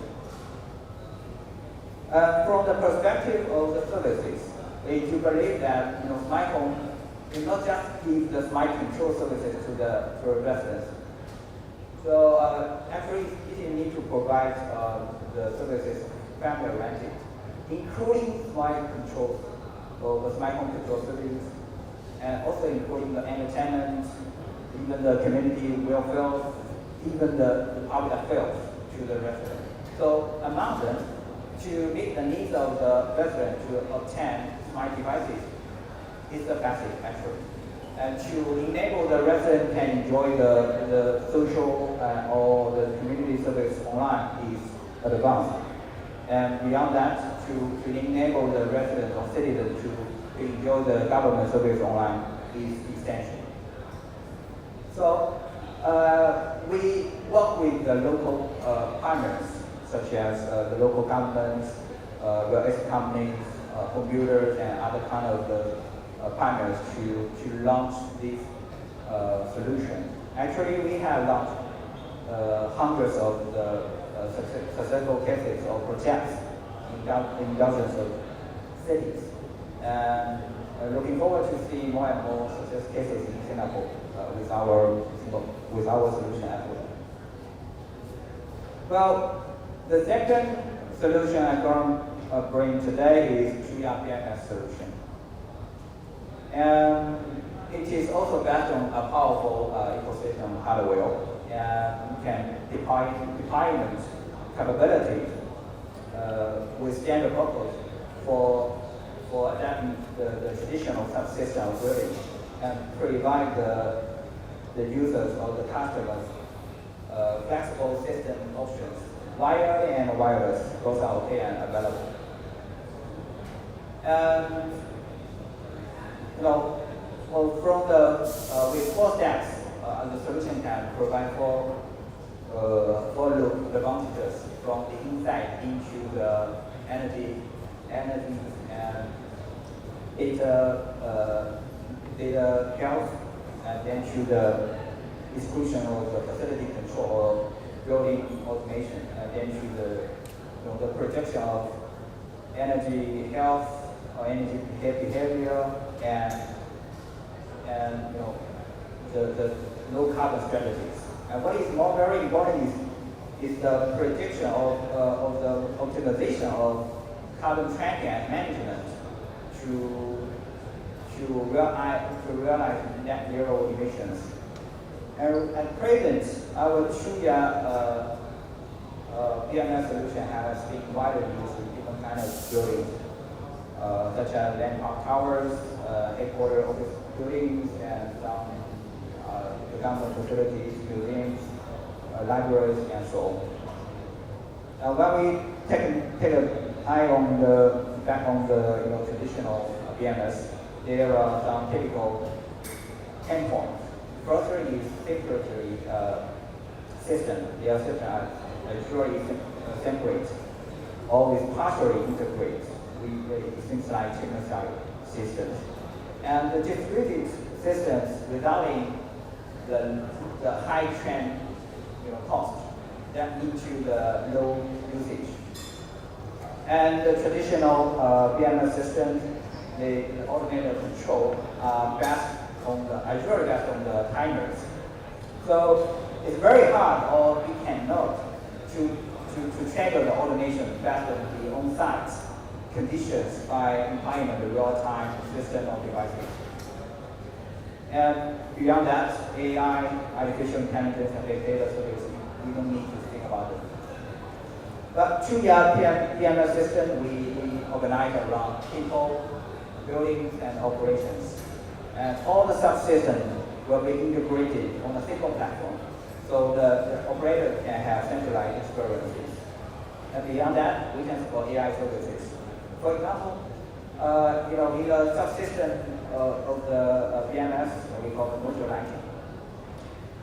We can give the family-oriented or team-oriented and comfortable and green light environment with low carbon schedules. Actually, These days, when I was in Singapore, actually this is the first time I went to Singapore. I drop off the taxi in the car park lot. I see a lot of the car park lot lighting open day and night. So maybe we can do some upgrades, environmental friendly upgrades on this kind of scenarios. And yes, beyond that, we can work closely with the traditional PMS systems from other manufacturers. So it is also very practical and cost effective. And the third one is the solutions we have launched in commercial accommodation scenarios. Tuya hospitality and residential solution. Tuya hospitality solution is suitable for hotels, Airbnb, service apartments, and vacation rentals. And Tuya hospitality solution is applied for long-term rental scenarios, such as student housing apartments, corporate living, or the level dormitory, and some other similar scenarios. And in the Tuya hospitality and residential solution, we developed and have launched a lot of features around the common accommodation scenarios. And on the one hand, they can highly improve the efficiency of the cost of the residents. And on the other hand, you can greatly improve increase the revenue and reduce the costs. And at present, on our platform, we have covered over 5,000 properties with 150,000 units. And to be honest, on average, right now, every month, about 10,000 and 50,000 new rooms will be empty. So with our solution, it can not only to improve the efficiency, but also to improve the environmental reputation and contribute to the ESG. Because when the smart technology becomes prevalent, the operators are managing the challenges in providing convenience to the residents while providing the convenience based on the security. The residents and the hosts, they want to have freedom to move around, but the operators and the managers, they want to provide convenience based on the protecting their assets. So, for example, Tuya will provide access control solution with access control devices, which is very cost effective, easy to install and maintenance, and to provide wired control methods for the operators, for the managers, for the residents, and other kind of staff, without contaminants from desk services, or with the digital key to the specific areas and rooms. Well, indeed, this is not an example. This is real cases from one of our partners, Centurion. It is a listed company in Singapore. They have been in petition of accommodation industry since 2011. They are developing and operating Westline branded label dormitory in Singapore and Malaysia, and the well-branded student housing accommodation business in Australia, the UK, and the United States. And of course, beyond this kind of the solutions, we can meet the more smart scenario needs of different industry with integrated solutions such as campers, high-tech park, scenic area, factories, and so on. And at last, other than that, technology makes the commercial spaces better. And Tuya, we wanted to work with the partner to give more business value to the market. So we wanted to work with all you guys together to achieve the local opportunities. Yeah, that's what I wanted to share today. Maybe we can have a free communication after summit. That's all.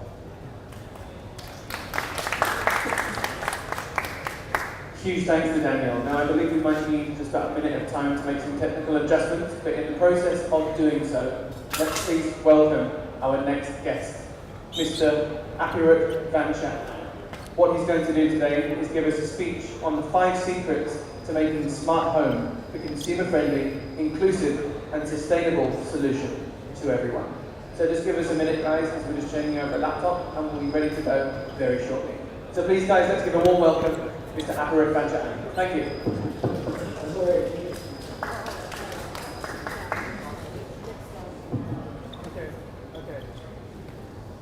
Okay, so good afternoon. I think we've been going on for hours now, so I'm going to do something to help wake you up a little bit.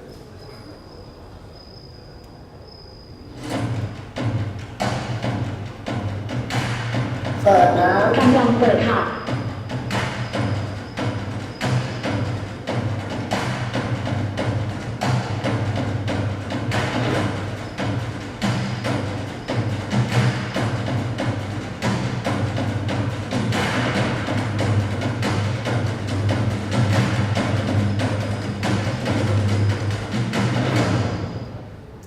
So we are from SCG from Thailand, and my team, we are focusing on IoT technology.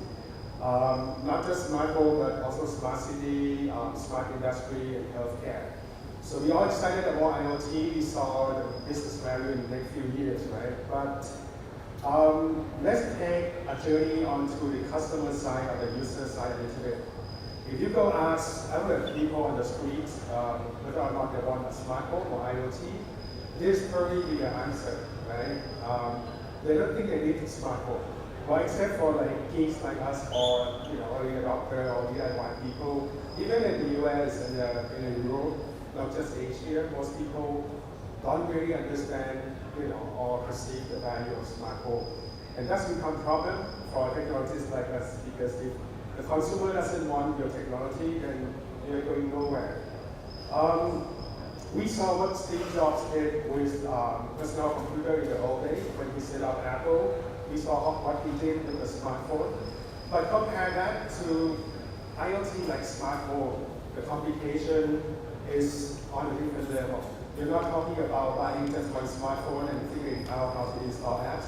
You're talking about 10 of devices that the consumer needs to put together. Not to mention that they don't really understand the meaning of each of the devices. So we're gonna change that, right? So in Thailand, we set up a new concept, and we introduced a brand called Mine, right? So this is to be a new smart home brand that tries to take a different approach from what we've been doing for the past years. We introduced ourselves as the sommelier, or a friend, someone you can walk to, take 20 minutes to share with you our secrets, or at least what we think is going to work. 5 secrets to making smart home a more consumer-friendly, inclusive, and sustainable product for everyday people. Number 1, don't sell the devices, but let them know the value, right? So what they want to do, not what they want as the devices. So instead of focusing on the technology, being camera, sensor, actuator, the edge computer itself, we focus on making people happy. So we take a different approach to the IoT smart home area. So what we do, we say we are not selling you the devices, we selling you value packages, and we try to categorize them into a more, easier to understand.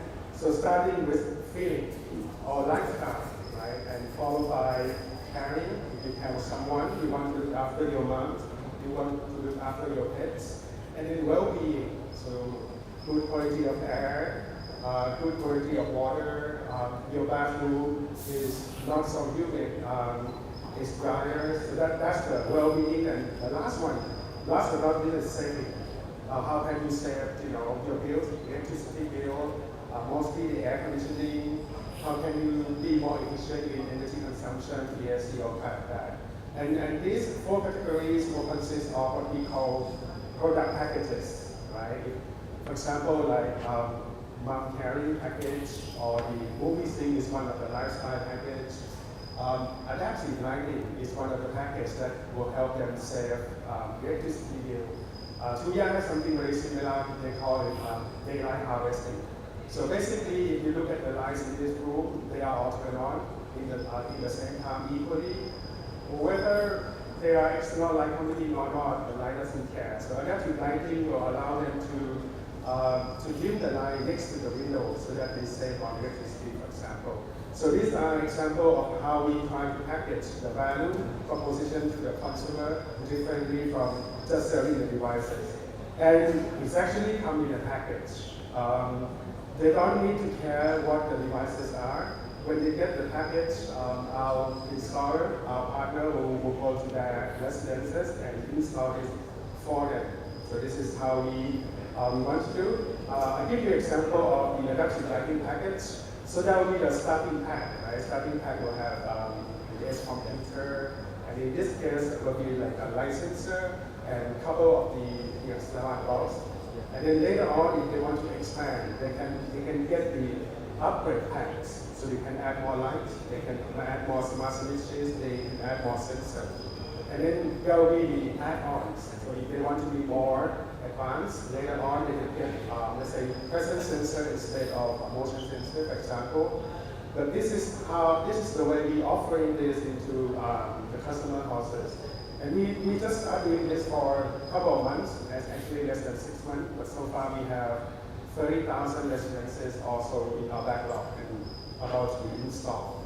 By next year, I think we will come up to maybe 50,000 residences and 100,000 K toward the end of next year. So the concept will be working, people start getting the value of smartphone, and most importantly, they said it's a lot less scary. And they don't need to worry about the technology itself, and they understand the value. Of course, on the upside, working with Tuya, we will try to make it more consumer-like, more user-friendly, instead of a whole list of devices that they don't understand. We try to map this into rooms, spaces, scene, and lifestyle to make it a little bit more understandable for the consumer. So that's my secret number one.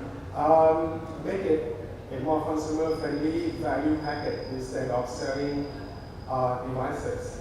Now I'm going to show you a short commercial video that we try to make it more consumer-friendly and just show to them, what smartphone can help in the day-to-day basis.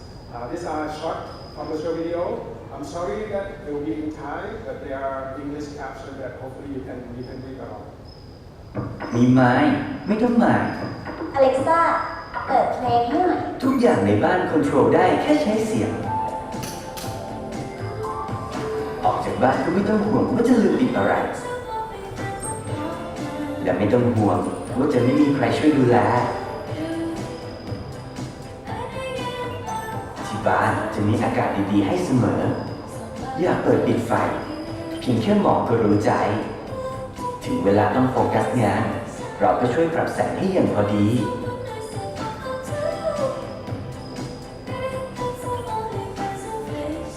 เรื่องเทคโนโลยีไม่ต้องหมายด้วยเซอร์วิสของเราที่ช่วยออกแบบโซลูชันด้านเทคโนโลยีให้กับทุกการอยู่อาศัย Your way, my way. So today we're talking about inclusive and sustainability. So young lady, what about senior people? Thailand, is already aged society. So in the next few years, the average age of Thai people will be 45 and above, right? So what can smart home do for her? A mom staying alone at home. มีไม้ไม่ต้องหมายไม่ว่ากำลังทำอะไรจะคอยปรับแสงสว่างให้เพียงพอเสมอ หรือจะหิวเมื่อไหร่อาหารก็พร้อมเสิร์ฟแม้ไม่อยู่บ้านแต่อยากดูแลคนที่คุณรักเราก็พร้อมทำให้ ไม่ต้องกังวลเรื่องความปลอดภัยเพราะจะมีเราอยู่ใกล้ๆทุกเวลาคอยปรับอุณหภูมิให้พอดีที่สุดไม่ว่าในช่วงเวลาไหนเรื่องเทคโนโลยีไม่ต้องหมายด้วยเซอร์วิสของเราที่ช่วยออกแบบโซลูชันด้านเทคโนโลยีให้กับทุกการอยู่อาศัย Your way, my way. So what about a family? มีไม้ไม่ต้องหมาย อากาศดีๆมีให้ทุกคนในบ้านตลอดวันปรับแสงให้เหมาะกับการใช้ชีวิตในทุกช่วงเวลาเรื่องครัวเป็นเรื่องง่ายควบคุมได้ดังใจ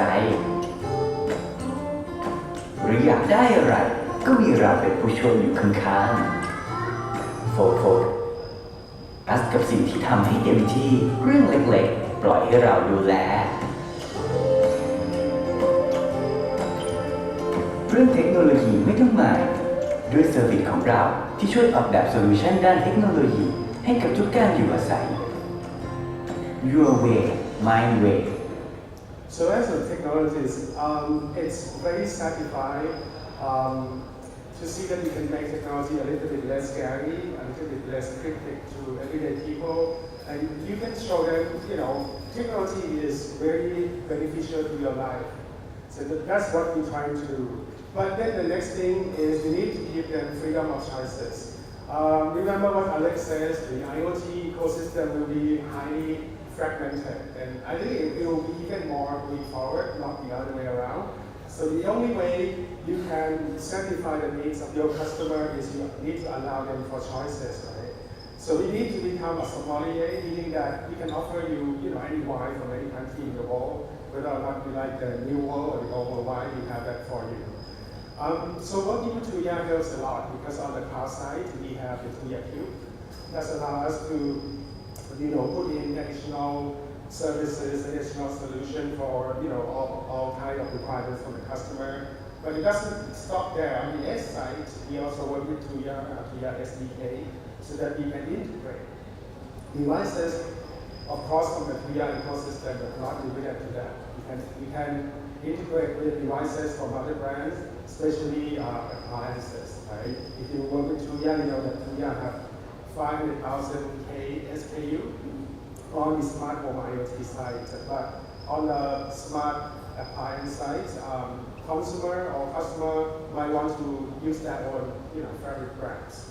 And with Matter coming in, I think the speed will be very exciting.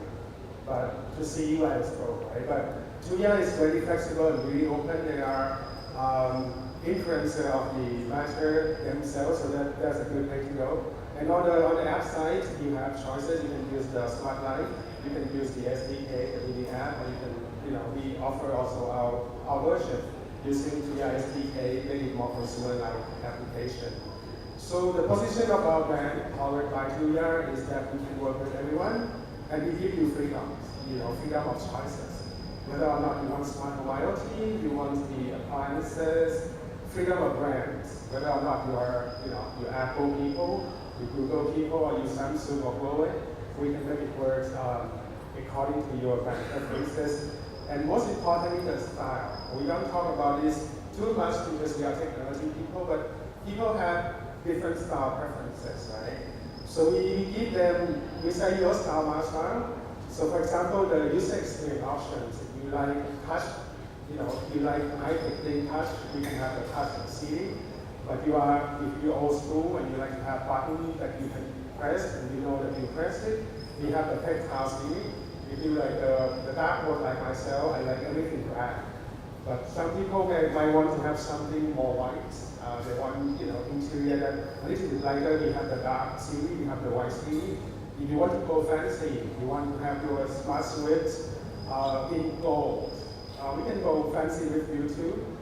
So that the freedom of style that we provide, and of course, the price level, how much you want to pay for your smart home. If you look at the automotive industry, you have eco-car, you have the supercar. Why can't we provide the same thing for smart home option as well? So that's the thing. The other thing is the freedom of privacy. PDPA, just like in Europe and US, is a very big thing right now. And the number one of the key reason for people not to want to use the smart home is the concern of data privacy. For example, a smart speaker like Alexa, Siri, in Thailand is not doing that well because people believe that they are listening to them, right? They sleep on them, listening for what they talk. I have a customer, a big resident in Thailand, come to me and say, I want a smart speaker, but I want it to be offline. I want it not to be connecting to the cloud so that I can tell my customer that your privacy is safe.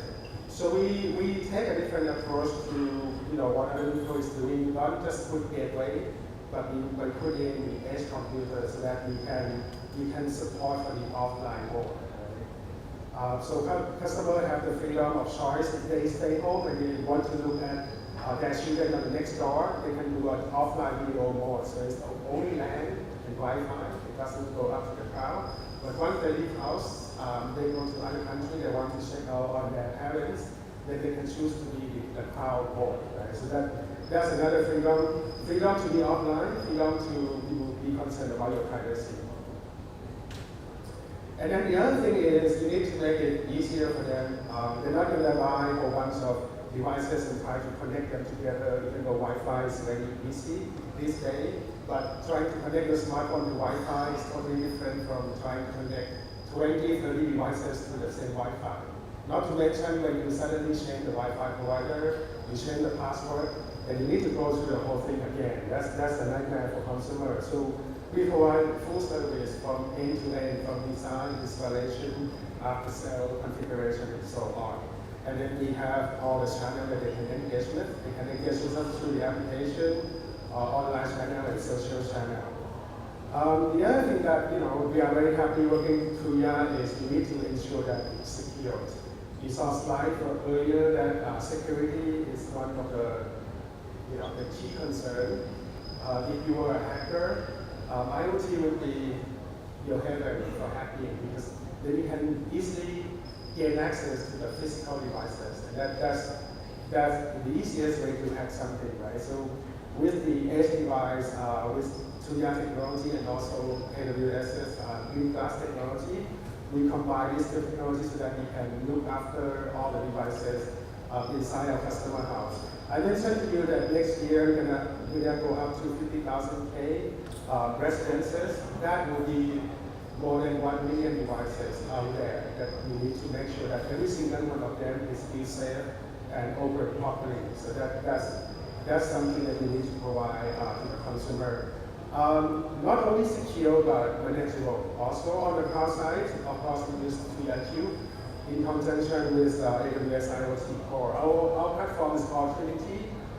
Trinity is working very closely with TuyaQ to allow us to be able to manage, to monitor, and to do something like over-the-air update, liquid diagnostic, and so on. So that's the kind of end-to-end service that we believe is necessary to make smart home a mainstream product for everyone. The next one is the life mindset. People talk about ESG, sustainability a lot. So when you're coming up with a new brand to make it more consumer this day, you need to be able to say, we're not just a technology company, we are more than that, right? So for us, from the get-go, mine is going to be an IoT ecosystem for at least for Thailand, hopefully for the region and for the world as well. We have many initiatives that related to ESG and SDG 70. The first one called EIT, which is stands for Born in Thailand. So we're opening this technology up to third-party developer, device developer, software developer in Thailand to be able to work with us. The second, EIT is going to be a one-stop kind of platform for people who like to jump into the IoT business, being smart home, smart city, or smart industry, to just come with passion and idea, and we have the ecosystem already built for them. We will help them to do incubation, technology development, optimization, production, and most of all, we have the market for them. So through my brand, we have the market for this technology to be able to quickly go to the market, get mature, and get more value added. So that's the first initiative under the ESG for mine. The second one is called Creative Mind. What we're trying to do is to combine the soft power, the creative economy, with the tech power, with the digital economy. So we work with SME in Thailand, we work with designer in Thailand, and we try to offer something different to the market. If you look at IoT market at this point, like from Tuya, Xiaomi, Huawei, you see like gadget-like devices. They are very, very useful, very high-tech, but they kind of dry from the human perspective. So we try to offer more crafted designer item that's really, Tuya technology. So why can't smart thing also be good looking? So that's the creative mind concept. And so next year we are hopefully we're going to see this. We're gonna show this thing off and see how the world might be getting excited to get a furniture designer item that looks very good but also smart, interactive, and intelligent. The last one, I talked to you about the package, right? Being an Apple fan, my house is full of boxes, from the first iPhone, the first iPad, the first MacBook until today. The box is so nice looking that we don't want to throw it away, but yet it's become something useless, inside our house. So when we come up with one thing that we ask ourselves is, what can we do with the boxes? So instead of giving them just, paper box, we give them organizer. So basically, once installers take our devices and install in their house, this box becomes organizer. They can use it in their bathroom, in their kitchen, in their bedroom. And it's all recycled. So the box itself made from rice, what you call rice shells, or craft in Thai. So this is to help reduce the throwaway waste and also using recycled material, and we can help value add the agriculture segment in Thailand as well. So that's the thing that we're trying to do on the sustainability side. So there you have it. I think that's our attempt at least to try to take a different approach on IoT technology and make it more humanized, make it more consumer-like, and make it more inclusive and sustainable. We love to work with everyone, so if you are interested in this concept and would like to join us, whether from the supply side, from the developer side, or from the demand side, you'd like to try it out, please feel free to come talk to me. And actually, I'm not alone. I have my team here. Please raise your hand. So Kun Tam there is the business developer from mine. So we have many people in Thailand. So please, you always, can come talk to us.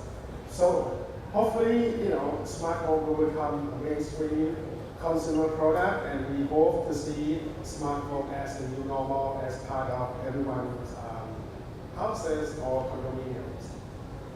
So join us and be a pioneer. Thank you.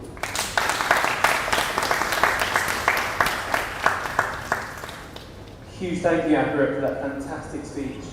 So once again, guys, we need to do some quick adjustments over to the laptop, so please bear with just for about 30 seconds to a minute as we introduce our next guest speaker for today.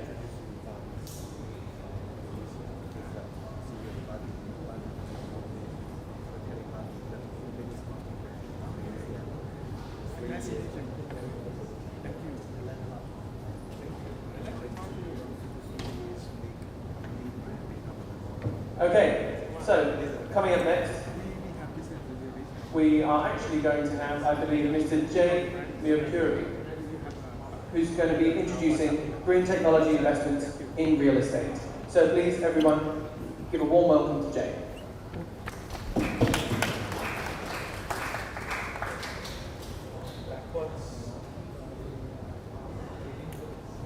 Sorry about that. I think they went to the wrong slides. Okay, let me do it over here. Why don't you just make it full screen and I'll adjust it over here. Yeah? All right. So it's been a long afternoon, and listening to all of the presentations so far, there's been a lot of information thrown at you about IoT devices, different platforms on which these devices operate. My presentation today is a little bit different from what we've been hearing so far. Right? So let me give you my topic that I'm discussing now actually is sustainable investing in real estate. At first glance, it might seem a little bit off the topic for a Tuya developer conference, but as I go into some of the solutions that we've employed, you'll see how, some of it all ties together at the end. And, I'm going to end the presentation with a case study of something that we've just entered into with Tuya to support, that ties in with the sustainable investing, right? So before I begin, I think it's important for me to give you an introduction of who we are, right? So ESR actually is APEC's largest real asset manager, right? So we deal with the physical, we deal with buildings, and our focus actually is industrial real estate, right? So we're the largest asset manager of warehouses and industrial buildings, in Asia. To add to this, actually, the thing that is, I think, one of our core values, and one of the most important core values is ESG, right? So we have very, very strong focus on sustainable development, on, socially impactful development, high degree of governance. And as you can see on the slide up here, there are many of these sustainable development goals of the United Nations that we focus on that is, falls within the remit of our business, right? One of the buildings that we are currently under construction in Singapore is this one. It's at 4 Benoi Crescent, which is on the west side of Singapore, just off the AYE in Benoi sector. It's a build-to-suit that we're doing for a Japanese beverage company. You might have heard the name called Poca. They do a lot of green teas and other beverages. Now, through some of the examples that I give you in the presentation, you'll see how we're actually using some of these technologies to achieve these sustainable goals first, right? So taking a step back, why does sustainability actually matter in real estate, right? So some of these things are not pretty, right? What you see on the slide here, it's not pretty, right? The one on the leftmost actually is this year's data for ocean temperatures that have been recorded over the last few months.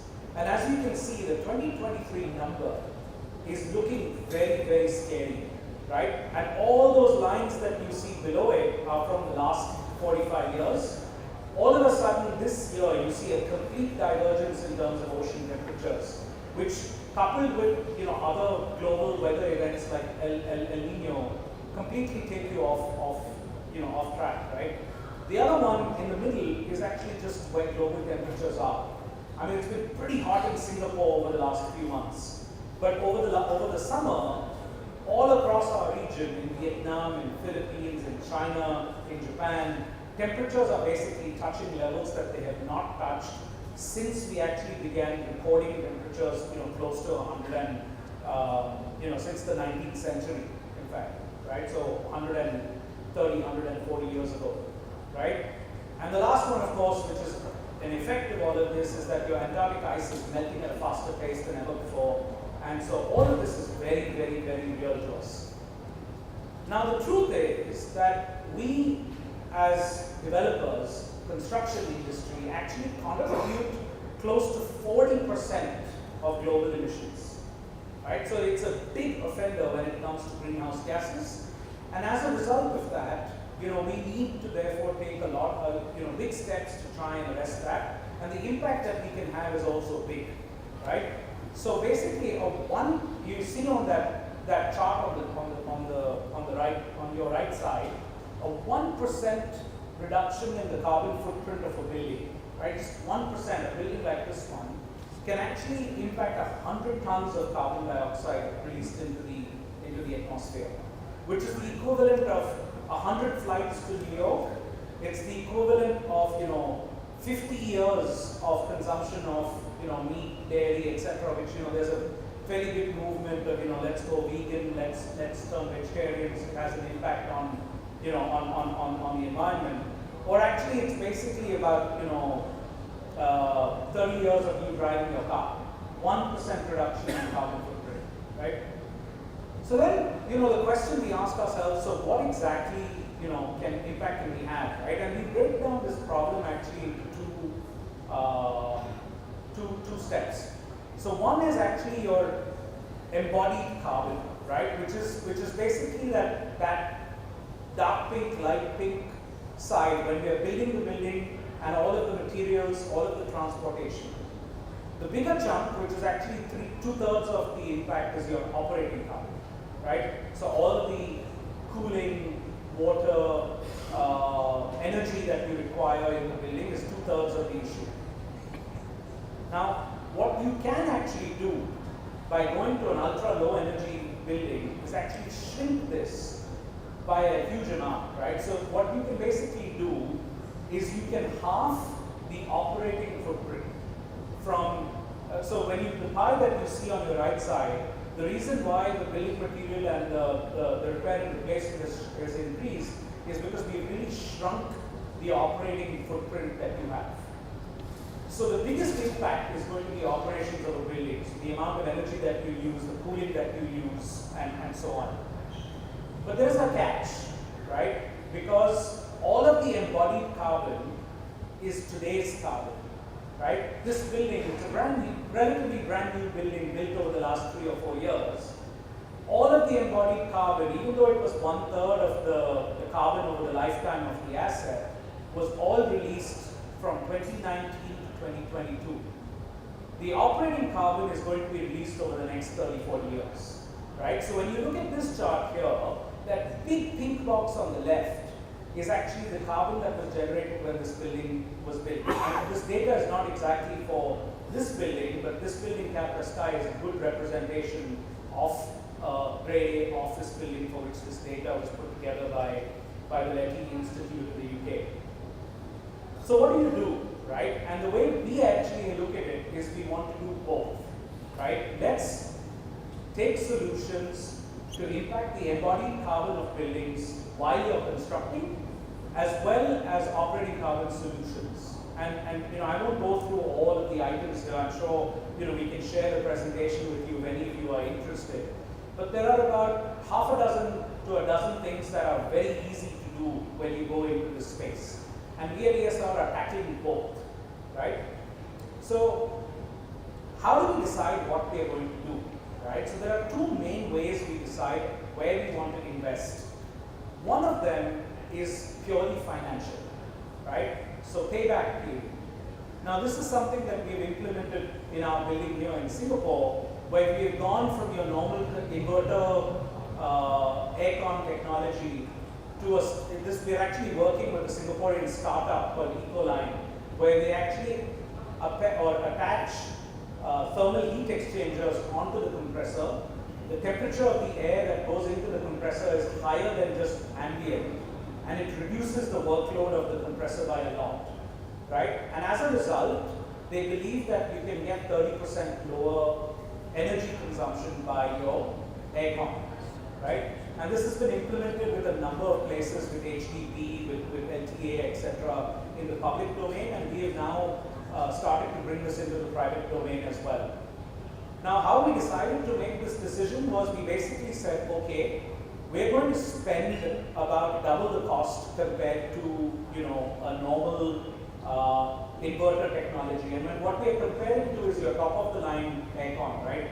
So your Daikin, your Mitsubishi, the 5-star rating that you typically go for, we are comparing it to that because we're trying to make an incremental change using a new technology.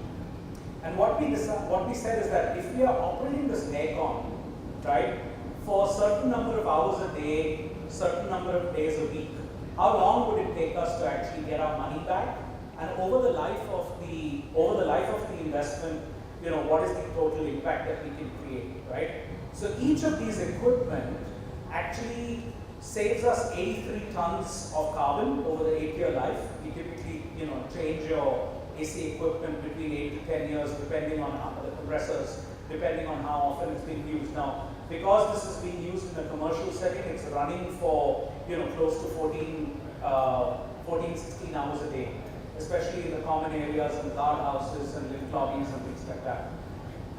But a payback period was the key thing we looked at. We said that within 3 years, we can recover our initial investment that we made by adopting this technology, which is more expensive because it is obviously additional equipment you're installing, but also more expensive to install because of all of the piping and systems you need. So that was one, basis on which you make your decision, right? Is there a payback? How long is the payback? And what is the impact that you can create in terms of number of tons of carbon? The second one actually, which we did not do, is technology called low carbon concrete, right? And there is a reason we didn't do it, and I'll tell you why.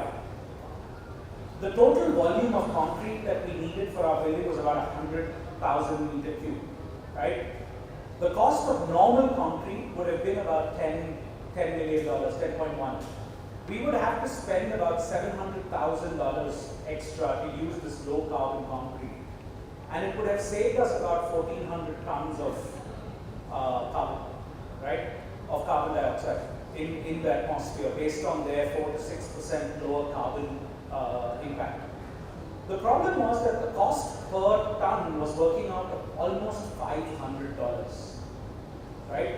And $500 for a ton of carbon is very, very, very expensive. You can take that same $500 and you can actually potentially get 10 tons of carbon impact by investing into, let's say, a reforestation program in Indonesia, which is quite active. So something that actually makes, a similar impact to the environment, right? So the idea, we decided not to do this because we said that our money is better spent and you can have a bigger impact. And I think the feedback that we gave to this company is that your technology needs to improve further, or your scale needs to grow further before it becomes economically viable for a developer to do it, right? Because this would have really good, I would say, publicity factor, but it would be a huge amount of money spent for, a very little part of impact. So we decided actually not to do it at the moment, right? Then a couple of things else that we did, right? One of the things that we did was we replaced all of our diesel generators on site with a battery pack, right? So this battery pack actually charges the battery during the low peak period of power in Singapore, and these battery packs are actually used to power our cranes. So our mast cranes, our boom lifts and things like that, we use this to power them.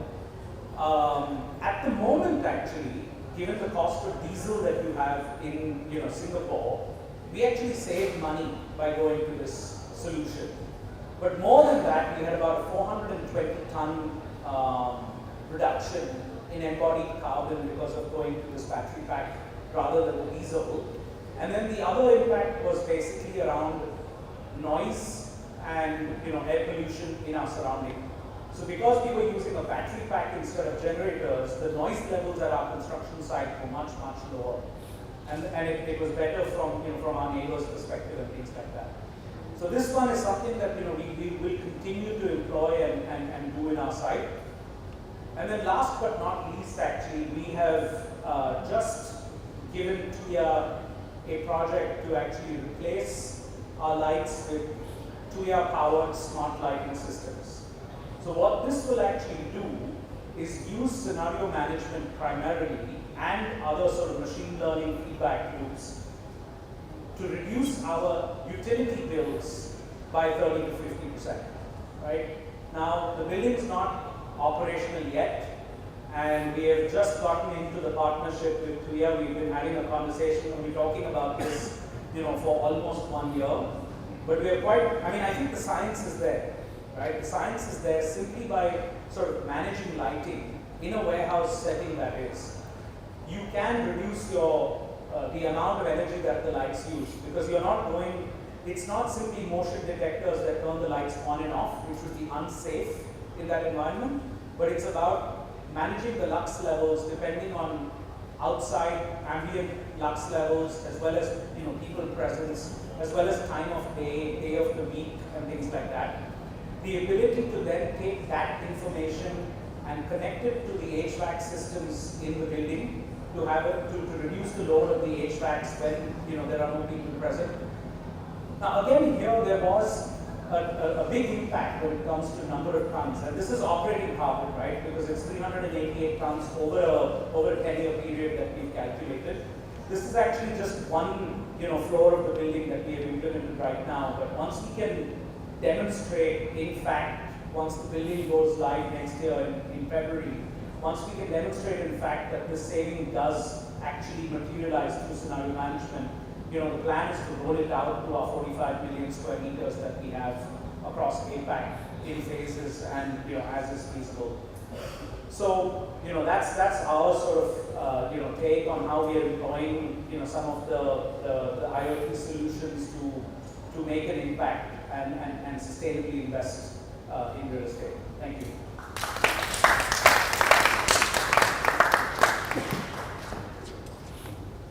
Huge thank you, Jay, for that fantastic speech. Now, coming up next, we need to please welcome to the stage Mr. Spike Chu, the GM of Sustainability and Industry Ecosystems at M1 Enterprise Services, who is going to introduce driving sustainable growth through smart energy solutions. Thank you. It's a pleasure to be here. As the last second speaker, I'll try to keep this as quick as possible. One of the advantages of being last is that a lot of cases that's been shared by our esteemed speakers earlier on has really been covered, so I do not want to reiterate whatever they have gone through. But very quickly, I think I wanted to first give everybody an idea what is M1 Enterprise Service all about. I suspect those of you in Singapore will probably equate M1 to a consumer brand, but the enterprise services has been around for a very long time. So our vision is really to become the digital operator in the region, right? And we wanted to basically power on two key propositions. Number one, our digital network and our in-country assets, leveraging on the expertise that we have around our ICT capability. And number two, because we are part of Capital, so Capital is heavily involved in energy, infrastructure as well as network, and that's the specific domains where we believe we are able to contribute and provide very specialized domain expertise around our ICT offerings. So we have basically evolved quite a fair bit over the past few years. One of the key areas that we have done was through inorganic acquisitions, where we have acquired a company called AsiaPac, which is heavily involved in managed ICT services as well as devices as a service. So in most of those cases, we have been fairly successful supporting a lot of government agencies as well as large managed contracts for large enterprises in Singapore in their ICT services. And of course, in the regional ICT and cloud services, we have also acquired a company called Glocom, which has helped us extend our footprint into Malaysia. And in that sense, we have also been able to extrapolate some of our services to other regional markets, including Vietnam. So in a nutshell, if you look at our entire service offering and our core proposition, connectivity anchors everything that we do. Right? So within the connectivity network infrastructure layer, we tend to add on a lot of the specific applications and services that we could have a play in or basically a right to win. So 5G is primarily an operator's play. So within the 5G network, we have also harnessed on some of the connectivity solutions, build up industry solutions, leveraging around the capital solution. So capital primarily in some of the industries requires certain solutions such as workplace safety, such as asset care. So this is the specific area where 5G connectivity can provide quite a fair bit of value proposition and advantages. Now, more importantly, within the sustainability space, we have also leveraged quite a fair bit around our enterprise and digital solutions. This is primarily a transversal solution that address the company digital transformation space. So why is this important? I will run through it very quickly in a while. So this question I get a lot, right? So within the M1 space for sustainability, we always get asked, what is M1 doing in this space? Why are we talking about sustainability? We are a telco. But early on, if you have seen some of the presentation from my esteemed speakers over here, you have a cement company, you have a real estate PRS REIT talking about sustainability, you have banks talking about sustainability. So there's nothing strange, right, for an operator like us to talk about sustainability. We have been doing sustainability reporting for 12 years. It's just that we have been fairly low-key, people doesn't realize it. But sustainability is a topic that is equally important to whichever industry that you're in, right? And I think we are one of the very, very few companies in Singapore who has a SBTi target. So SBTi target, our science-based target, our targets for decarbonization has been certified we have a commitment to reduce by X percentage. Now, it's not a commitment that people make easily. You make that commitment because there is a belief that you're able to reduce by that percentage, and you have a plan to achieve that percentage. And for M1 and Capital as a whole, when we have the confidence to do that reduction, it also means we can take that knowledge, that expertise to market, to share what we are trying to do and what we are going to do within our business to the rest of the ecosystem. So that is the basic proposition in terms of what we bring to the table, right? The connectivity and the industry solutions that help us become more sustainable, the ICT capabilities that we leverage on from our industry ecosystem, from our acquisitions, and of course the Capital group of companies with their domain industries and their deep understanding of the different operating challenges within their sectors, how do we come in to support those businesses. So driving sustainable growth requires a change in mindset, right? The big challenges that we have heard so far from many of the customers that we've spoken to is that sustainability is a contradiction to growth. You cannot reduce your consumption if you want to grow more, if you want to sell more, and if you want to have higher profit. So there is always a balancing act, a trade-off. And I think the secret in terms of what we are trying to push here is not to hammer or reduce your growth, right? The idea here is to figure out how do we transform your business model, how do we change your operating model in order for you to embed some of the sustainability best practices. And I think one of the very good examples which I'm highly inspired was by Mr. Good earlier on when we talked about how a packaging, a simple box, could be repurposed after you have taken out the device to become a very nice holder, right, that you can reuse. So having that kind of thinking behind reusability becomes a very strong business proposition that you can use to differentiate your brand out in the market. And having to have sustainability within the core service also means driving innovation and transformation within your business. So every single employee within your business has to have sustainability at the heart of the entire proposition. So in that case, it becomes a very strong driver for you to spur product and business innovation, right? You don't compete on price, but you compete on the entire proposition of what you can do to the competitor's product using sustainability as a differentiator. And I want to basically give you a quick idea around this energy savings smart fan, right? Which earlier on, I think Alex highlighted. Very, very simple way of using a fan with a little thermostat and the human sensors to control the environment in which you're in. So if you apply this on the consumer environment, you get 55% energy savings. We are not really that interested in the consumer space because we are in the enterprise space. And when you think about the enterprise space and how this can apply to your Yakult, your clinics, your hair salon, this is going to be quite a major value proposition that can really help them to save quite a bit on their operating costs. The mantra for enterprises in Singapore is can work, can already.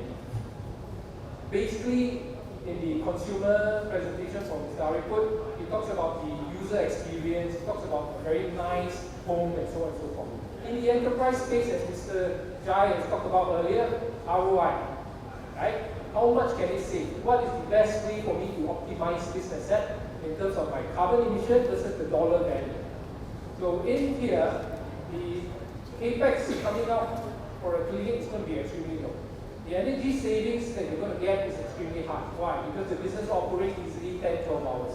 The home, maybe about 8 hours in small room. Business enterprises tend to have higher energy usage. This is going to be quite a strong proposition. This is why we think working together with Tuya, rolling out such a solution into the SME market in Singapore is really going to change some of the sustainability goals that the government is driving towards.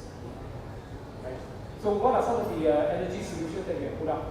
So within M1, we believe tracking and reporting needs to come first. Right? If you do not know which is your energy emissions are coming from. Where are some of the biggest emitters contributing to your bottom line in terms of your emission outcome, then you wouldn't know how to prioritize your decarbonization roadmap.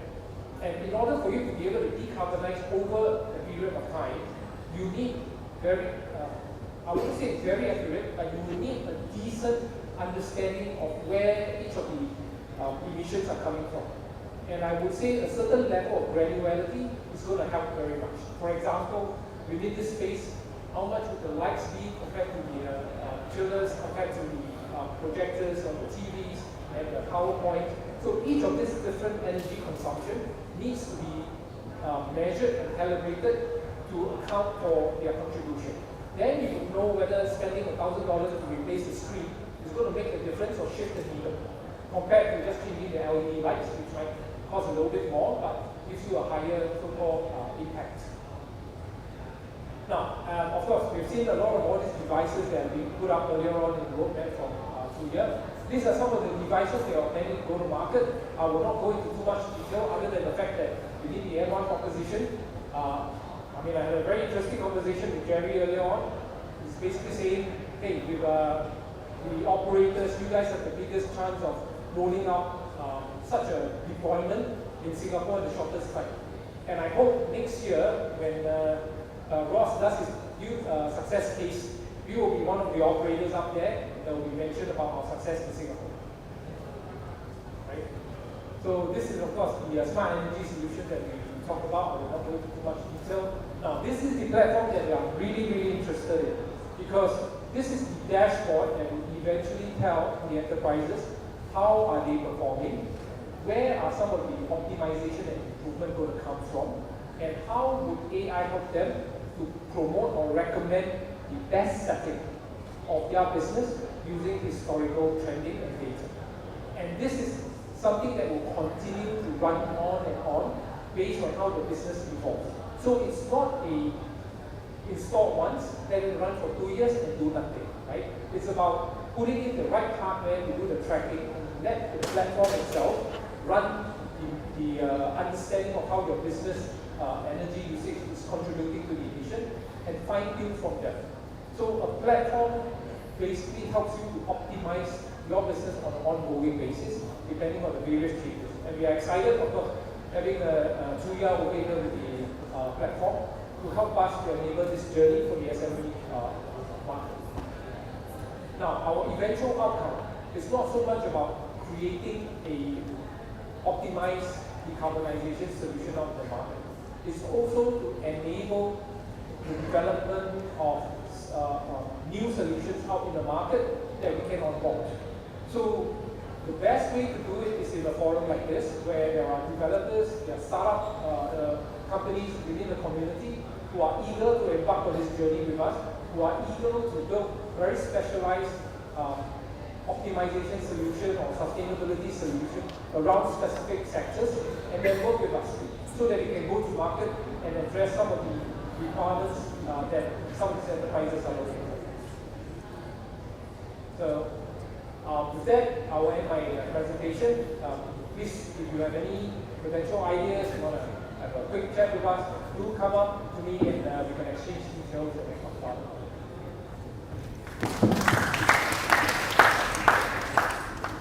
Huge thank you, Spike, for that excellent speech. And now we're pushing on to the penultimate speech for this afternoon. So please, everyone, can we welcome to the stage Mr. Sky Ko, the founder of Autoline Tech, who's going to give us a speech on the application of AI to home energy saving systems. Welcome. Hello everybody, so my name is Sky, people call me Sky. Okay. Let's go here. Okay. So as we know, the topic for today, a lot of emphasis on energy and how we can optimize energy. Now I've been talking to a lot of officers and homeowners especially, and one of the important questions they always ask me is, you know what, relating to energy, they always ask, hey Sky, if I implement a smart system in my home, will it consume more energy? Will my monthly bill increase from 400 kilowatt hours to skyrocket to something else, right? And it's my job to assure them that, hey, with intelligent automations and the right products, you can save money and energy, and their smile just light up. Of course, I will want to implement this after seeing the data. So we already have a nice study which shows that there's 20% decrease in energy and savings there, just based on 3 products, and that's it. Can we actually do more than that? That's my question to all of you. Okay, now when I go to visit people, right, they always tell me one story, and it's actually very common. A family comes back from overseas and they realize, hey, why is my aircon still on?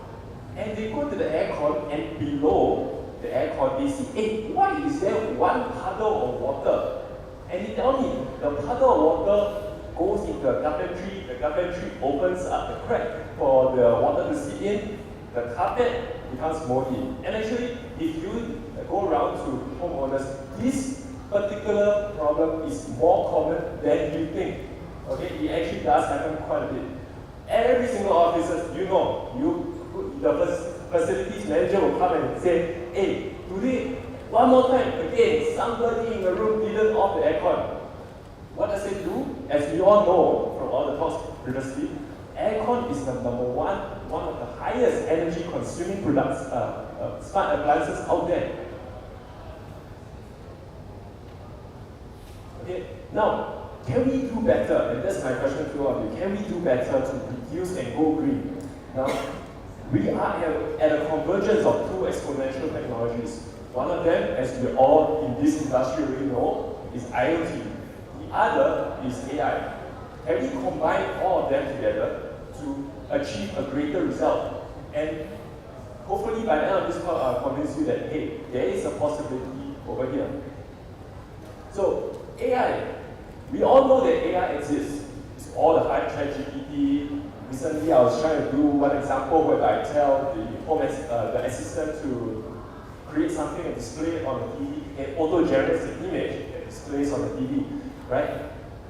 Google Home is an example of natural language processing for you to on and off certain things in your home.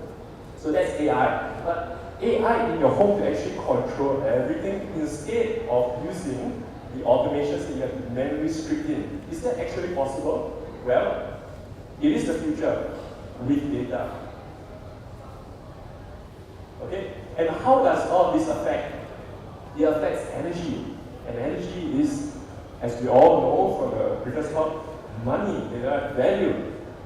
Before I touch on the future, I'd like to go back into the past, a little bit about the history of how we actually go about to measure energy. So, we all know Thomas Edison, right? Who doesn't know Thomas Edison? Everybody knows. We know that Thomas Edison actually created one of the first ways to measure electricity. And here's the catch. It is not through physics. It is through chemistry to measure electricity. Over here, we can see that Thomas Edison created one of the first chemical meters. How does it work? After each month, through electrolysis, the metal actually builds up. Somebody comes to the house, takes it, scrape off the metal, put a weighing scale, which I don't know how accurate it is, and they weigh in, and then they tell the homeowners or the last time officers, in today's context officers, they say, okay, based on how many grams of copper I've scraped off today, here is your energy bill, and here is your energy readings. Of course, technology has improved. We do see this spinning thing in homes, which people are familiar with, and this thing goes round and round and goes click, click, click, and the number goes up. Therefore, you measure your energy. What's next? Singapore has already rolled out all the smart meters. In this smart meter, it is a way for it to communicate directly to the power company for you to monitor. How useful is it for homes? That's the question. For all of you who own homes, you see the monthly bill, 400 kilowatt hour, how much you have to pay. But my question is, which device? Which is the culprit which is causing the spike compared to last month? A 20% increase in monthly bill. And therefore, how can we improve it? Well, we need to have three things. Firstly, we need a more detailed way to monitor energy. How? How so? We know the monthly energy, but do we know daily? Do we know hourly, minute, or even better still, a real-time update of what's happening right now? And the second one is, can we actually make strategic decisions based on that? And how do we make decisions based on, do we know which is the culprit of the home, right? Is it the aircon? Is it the lighting, right? Is it some appliances? Maybe the heater has been turned on for the last 24 hours and is consuming a lot of energy. So, going through the history of the energy, last time there's no data. Okay, last time there's no data, we all make guesses. With some information, right? We still make guesses, but a little bit more intelligent. Maybe the future is that the data comes in, right? And the AI will be able to recommend stuff to us of which appliances to turn on, which appliances to turn on, or maybe perhaps even better to set a smart automation for it. And the future will be one that the AI just totally manages everything for us, turning on the appliances, reducing the temperature, increasing the temperature for our homes and our offices. So algorithms and real-time analysis, right? We want to be able to determine the behavior of appliances, and as a benefit also can predict the lifespan of some of these appliances. So interestingly enough, I was at someone's house and he measured everything in the home, right? Every single socket, every single light bulb, every single aircon, even the aircon unit is split up. So, and he tells me like this, Sky, is it possible that I don't service all my aircons? I just want to service the ones that I need to service, and then half a year later, then I service the rest. I say like, interesting. Well, that makes a lot of sense to save more money based on the usage of the aircon, because we don't use them, we don't need to actually service the aircon. So okay, we do some tracking and we do some monitoring, and we create alerts for the homeowner to actually service the right aircons at the right time. Yep. Earlier on, Alex did share about how the temperature and humidity affect us, how we feel right now. Right now in summer Singapore, we want it to be nice and cool, nice and cold. Maybe halfway around the world, we want it to be a little bit warmer. One more factor to consider, because hey, we don't want to just optimize for energy, we want to optimize for human performance. That means in the office, you want everybody to be alert, everybody to be alive, to be able to work efficiently. One downside about having all of us in this space right now is the oxygen that we all breathe in, and we produce carbon dioxide. So if there's no ventilation, what happens? Right? Our oxygen level drops down and our carbon dioxide level goes up. And therefore, many of you, maybe you feel less alert, a little bit drowsy, based on the decrease in carbon dioxide. So for larger offices, usually I'll take in consideration the ventilation of the carbon dioxide or oxygen level too. Now, our speakers have very kindly shared about daylight savings and how it affects outside light, supplementing our indoor lighting to create the best optimal performance, human performance for all of us. Now, let's talk about homes, right? All of you live in homes. In Singapore, majority of the people live in what we call BTOs, or built-to-order homes, or some people call it HDB, right? Now, in this estate, we do not really have the breakdown of day-to-day, hour-to-hour, second-to-second data. And that's my hope. My hope is that together with Smart Nation and Singapore, that every home will have a way to monitor, right? This kind of data is useful and pragmatic. One way to do it is put every single device, a smart socket, Tuya smart socket, maybe use the Tuya CD fan or current transformer fan to clamp onto the wire and measure. Well, sometimes that might not be feasible, especially if you want to scale up for all Singapore. Is there a better way to do it? Yes. Let me introduce you to this word. It's called NILM. It's non-intrusive load monitoring, which means to say With the ED box or just the circuit box, and having the energy monitoring down there, we can kind of analyze the whole entire space, the whole entire office, and segment it. Why? Because we know that, through all the data, you can see that different products have different energy signatures. Let's think about some of the energy signatures. Right? You on the kettle, it goes on 1,300 watts and then it goes off. Maybe some of the older homes you can see the light actually flicker on and off. So there's energy signature. You can know that aircon has a certain energy signature, your microwave, your heater all have different energy signatures. By having one device in your ED box to this AI to kind of segment everything, and you can know which one is the power consuming item in the home, it's a much more scalable model and applicable for all homes and offices going forward. So that is non-intrusive load monitoring. Okay. And of course, let's avoid disasters like the aircon example I shared with you earlier.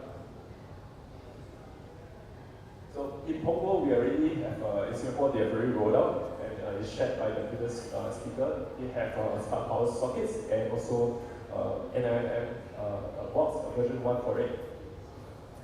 Now, I also like to talk about how with Tuya products we can use other open platforms to further develop and further make it even more powerful and customized for each user's homes or offices. And one common platform that I commonly use is Home Assistant. And some of the database that's been stored could be MariaDB, or to display the information would be Grafana. And what I like about this is I can really customize it and put in a beautiful, cute little floor plan, and to be able to show what's happening within the home or the offices at one glance. So the facilities manager will be able to say at one glance, okay, I know exactly what's happening. I want to turn off this aircon one click, one button press away. Oh, by the way, for this one, right, how this sequence goes, actually did some energy optimization for this place. There is a sequence I believe that we could learn from to optimize the energy. One way is before all the office users comes, we want to ventilate the whole place, especially those new places where there's a lot of VOCs, volatile organic compounds, entering the premises. We want to flush the air out, get new oxygen into the building. We close up the space, then we cool it down and purify the air. And now the place is nice and warm, nice and cool for people to work. So other stuff that I like to do with the Tuya devices is I like to show graphs and dashboards, history graphs for what is on and what is off. Now, other stuff, this can be for home, whereby we at one glance see everything in the home. And for officers, what I typically find is that they like to have their own way to communicate to the technicians, the facilities management team to immediately go in there to troubleshoot. In case there's a power spike and anything, service of the aircon, immediately tap on the service team, which with the Tuya sensors you can integrate with Slack or Telegram or the platform of their choice, or email. So here's some examples of energy monitoring within the homes, offices, and buildings that is all possible, custom-made and graphed for people to see. And it's kind of interesting because this building could use actually the lights to indicate how much the power consumption is. So if the lights we display as full 100%, means okay, today right now is consuming a lot of energy. So it's more of a fun way and something you can customize for the user interface and user experience. So with that, I hope that going forward, if there's two things that I want every home and every office to have, number one is good data, gathering of the data using AI to analyze and provide useful automations for us, optimizing energy while providing great comfort to all of us, and optimizing for human performance. With that, I end my speech. Thank you very much.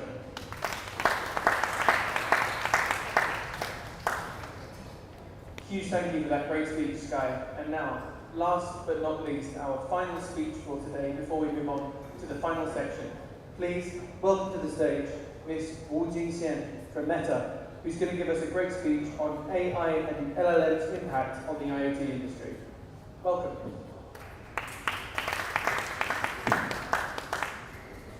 Hi everyone, my name is Tuya. I go by JX. I'm a data scientist at Meta, supporting the lending product team in Singapore, which is a sales office for APAC. I think when I first stepped into the room, I felt that I'm quite underdressed today compared to all the amazing ladies in the room. But hey, our CEO wears the same t-shirt all year long, so I feel I could exceed his level. So next time when you see me, I will definitely be in a different t-shirt.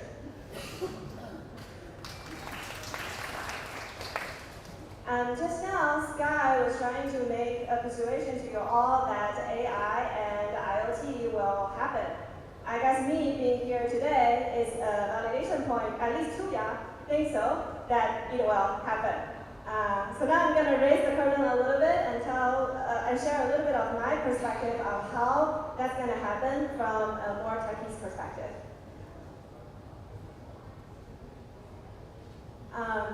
The stack was put together quite hastily, so it's comparatively quite succinct compared to the previous stack, but I hope I can make up with more of the verbal chats with you all. I will first give an overview of AI and large language models, and then I will skip probably the definition of IoT since you guys are all experts in this area. And lastly, I think more importantly, share about my perspective on the importance of the intersection between AI and IoT. First of all, I think the IoT has a lot of applications, right? We're at the home, with the user, as well as with the factories, right? It's a network of interconnected devices that collects data, interacts with users, and processes this data. Now, I think the key point here is that there is a growing significance of the data generated by IoT devices. In the past, a lot of factories could have collected more data, but just because there wasn't this ability to process this data, actually there wasn't a lot of work to actually collect, let alone processing those data. Now, with the advance in AI, many companies are actively collecting data. More companies are working on interpreting data, building the models to understand those data, finding the hidden patterns, correlations, and anomalies from those data, and then more companies working on pushing on actions or making decisions, right, based on those data. I'll skip this. I think the previous talks have all covered this. So I'm just gonna skip this slide. As mentioned, there are enhanced technology from AI to process the data collected, right? And we can recognize more pattern of users' usage of those devices. The AI could help in making real-time decisions based on those data, and more importantly, push the decisions, right, to take actions with the users. For example, when you see when a visual camera sees a user probably in the danger of falling off, then the visual image could be recognized that there is a falling object, and there can be push notification to the user, maybe the son or the daughter of the person or the parents of the baby, that there's a potential danger and maybe someone needs to take actions on that. Also with AI, there would be predictive maintenance, right, of the devices on top of, so that's going forward, right? The previous examples were just based on current situation. So with all the past data collected, the models could predict what's going to happen in future, maybe based on leading signals. The algorithm could identify a potential machine failure ahead of time so that the proactive measures were taken and avoid a larger scale failure. This is more important when all the devices are connected and there's a whole ecosystem failure. With anomaly detection, that is similar to predictive maintenance. If we can identify something that is abnormal, we can also be proactive in handling it. Last but not least, with all the data collected to the user. So the first one is to the model or to the platform. Second one and third one are to the businesses. And last one are to the users, right? AI could help with more user-level customization because of the large computing power. Whereas before, the solutions were more generalized, right? While all users have the same app interface, but in future, AI could empower a more customized or sort of 千人千面 interface to users, similar to a lot of the C applications we have today. Maybe each user will have a slightly different version of the app interface and features. There are different features exposed to elderlies. There are different set of features exposed to kids or parents. Yeah, and there would also be user experience improvement, right? A lot of AIs have been applied in the IoT industry today. My grandma doesn't know how to use iWatch, but she knows how to give commands to Xiaoai to turn on the television, right? So from that perspective, user experience has been improved a lot up to date and will continue to be improved into the future. And next, I'm going to talk more about large language models and the significance to IoT. So what is large language models? It is a subset of AI. So AI is a simulation of intelligence to perform tasks that usually require human intelligence to do. For example, learning, right? Reasoning, or problem solving. Whereas large language model is a subset of that, where it is specifically to handle natural language processing, and then to understand and generate human languages. Examples of the more widely used large language models today include ChatGPT, first, Google's Bard or Palm, and then my company Meta, we also have Llama or Llama 2, which is launched recently. Can I get a sense, like, how many of you have tried ChatGPT before? How many of you have tried Bard or Palm? How many of you have tried Llama 2? It seems we are the third runner, at least among the three.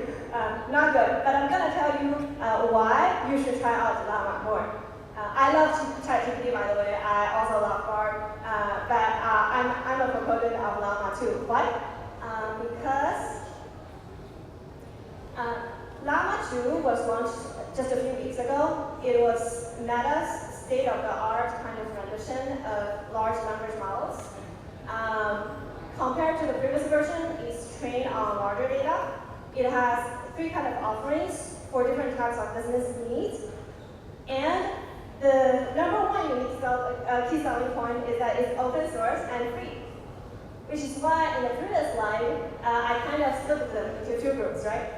So Llama right now is one of like the top big large language model that's open and free for all. But not exactly free for all. It's not free for services for more than 700 million users. Meaning we don't let Google use it.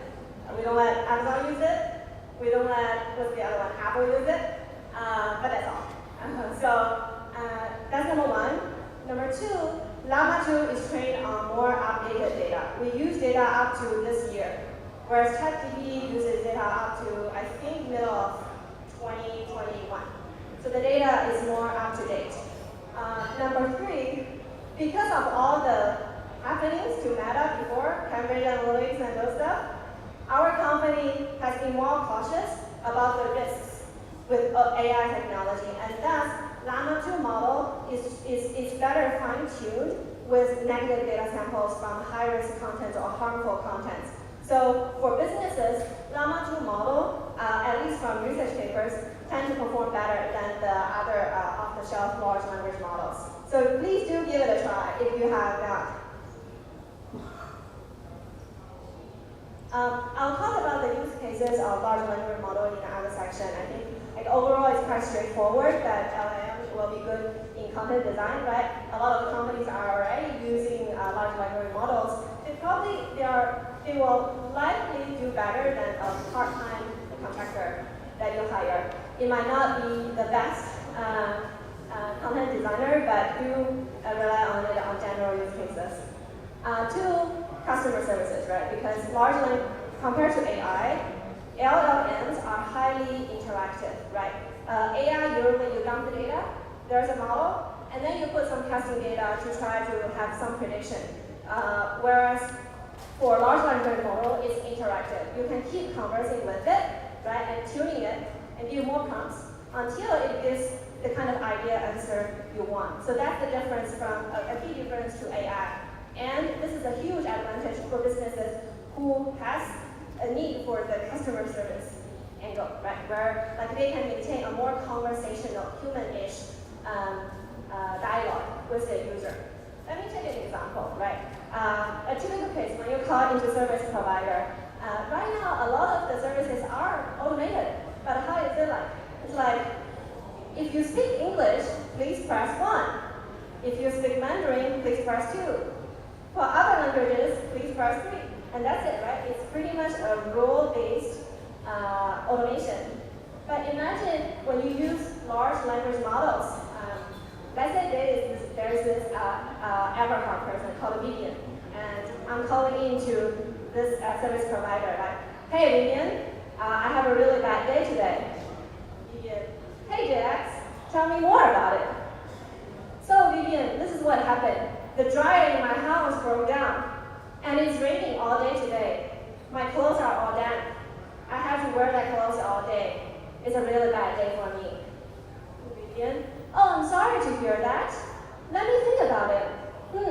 I found there is a service provider who knows handymans, 3 handymans actually, living within 1 kilometer's distance to your house. Would you like me to transfer your call to them? Think about it. How does this feel like? So this is the power of large language models to your business. And thirdly, about healthcare, right? I feel Meta's version of the large language model can position a better solution or competitive edge for your business to this kind of like high risk, better to be safe than sorry kind of industry. Right?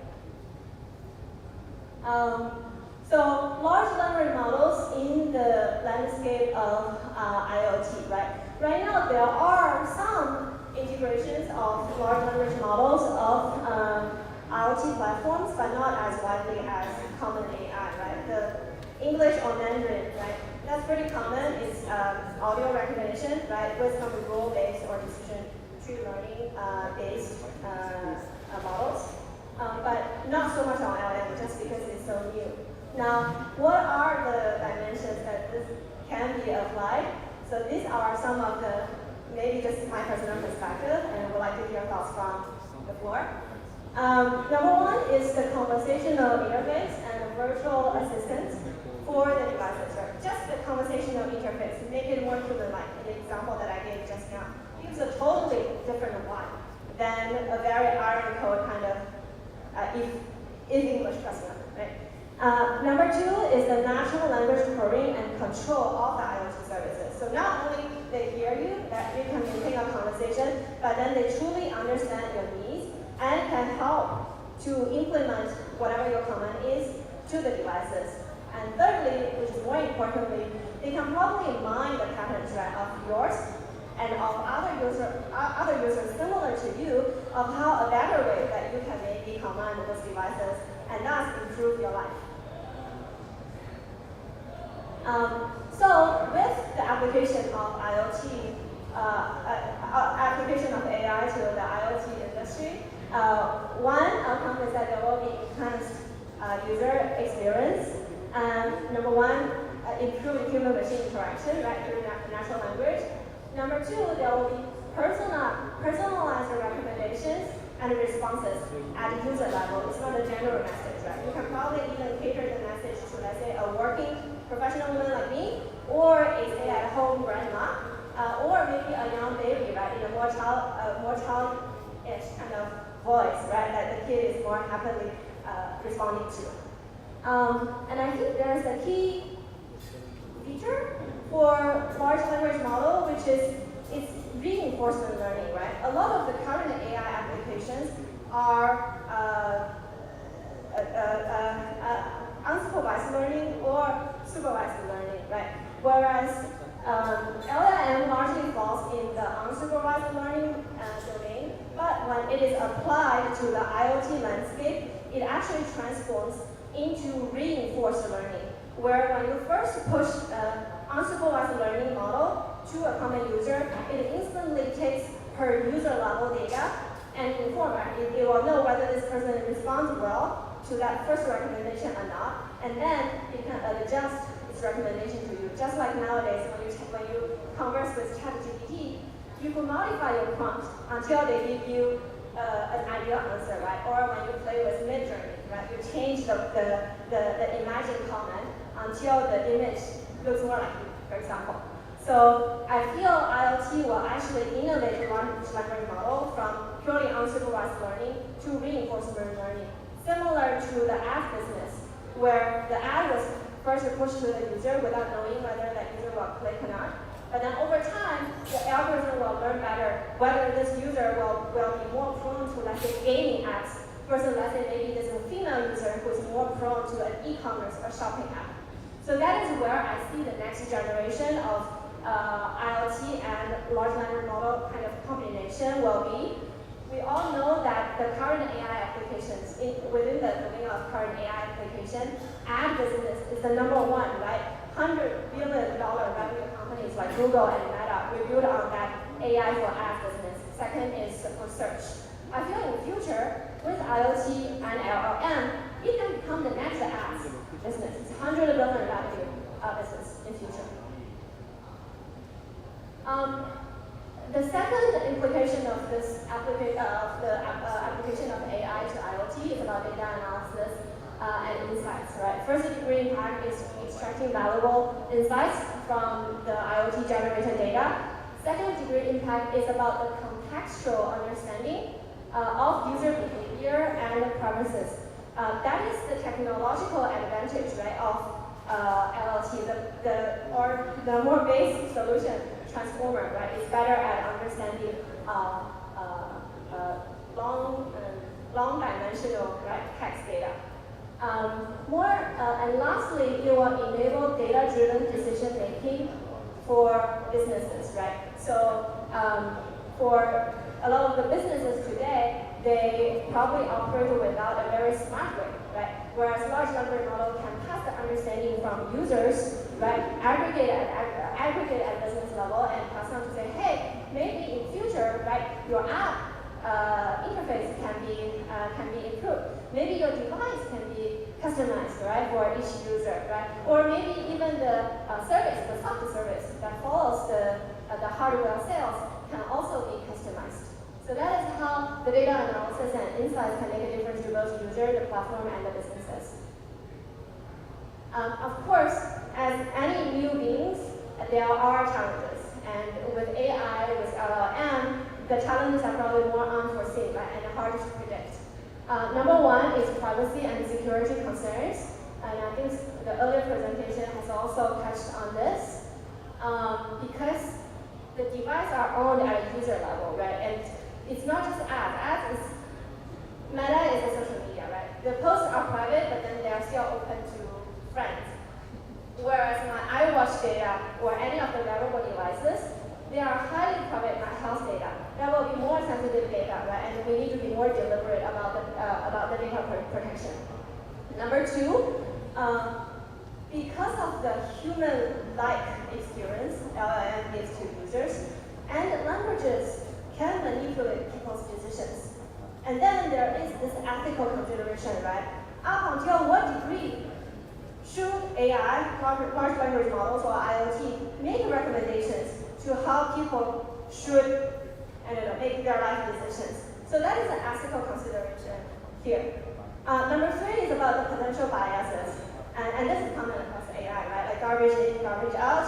The data is hugely dominated by the bias within the training data itself. For example, if you ask or if you pull the English platforms, right, the social media about people's sentiment about the Ukraine and Russia war, it likely will be more negative than if you pull the textual data from Turkish language, right, or Hindi language, or Mandarin, or Russian languages. They might still be negative, right, in the spectrum, but then I'm just saying like they might not be as negative. So that is also a potential risk or challenge. The fourth challenge is about security risk. It sounds similar to the number one point, but it's actually different in a way that because devices can action upon the insights, right? And then hackers, imagine you have a robot, human-like robot in your home who's doing house chores for you, but some hacker hacked it, and this robot now can do anything in your house. How creepy is that? So this will also be a huge risk that is unique to IoT industry. Despite the challenges, I'd say the future is still bright. So to recap, the evolution of LLMs in understanding the text and nuances is top-notch, right? And now with new advancements, now there's multimodal LLM. You can understand both text and images, and generate text and images. Check out Llama. It's the multimodal version of Llama. So it understands both text and images. Number two, the I think it's also touched upon that, like the integration of AIs and LLMs in edge computing for faster responses and also security considerations, right? The federated learning technology is becoming more and more mature. We can apply them, but there is also a question, right? I think in mind sharing just now, we also mentioned a lot of the edge devices. But then the question is, if the model is completely offline, how do we update the model after selling it? So those are considerations that we still need to bear in mind. The third possibility, the advancement in IoT devices' conversational capabilities. I say like currently most models can maintain a conversation, especially artistic conversation. But we still know that when it comes to scientific answer, a 0 to 1 answer, LLMs don't do so well. Well, again, Llama 2 does better because we train them more on scientific articles and news articles versus ChatGPT, they are more trained on social media texts. And back to this point, LLM technology changes every day. Tomorrow, maybe another company releases a new model that does a lot better. So in terms of a future perspective, there is a huge upside, right, on how this technology will advance over time. So I think on this, it's more important to stay at the front line, know what's happening, and keep trying, right? Like you try the latest technology, then another company launches a new model, it won't be that different. Knowledge gap won't be that big, right? So the point is, start now. And that comes to the end of my presentation.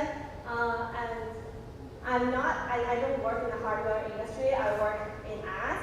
I didn't expect that I would be here talking about hardware, but AI and LLM brought me here. So I hope you walk away with two things, right? Number one, acknowledge that AI and LLMs have a transformative impact on IoT.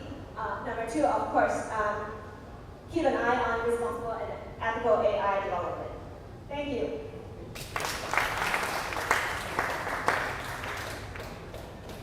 Huge thank you, Jingtian, for that enlightening speech. And that is the last speech for today, guys. But do stick around as we're moving on to the final section of today, which is our signing ceremonies. So, first of all, let's invite the signing representatives of Tuya Smart, Mr. Ross Law, General Manager for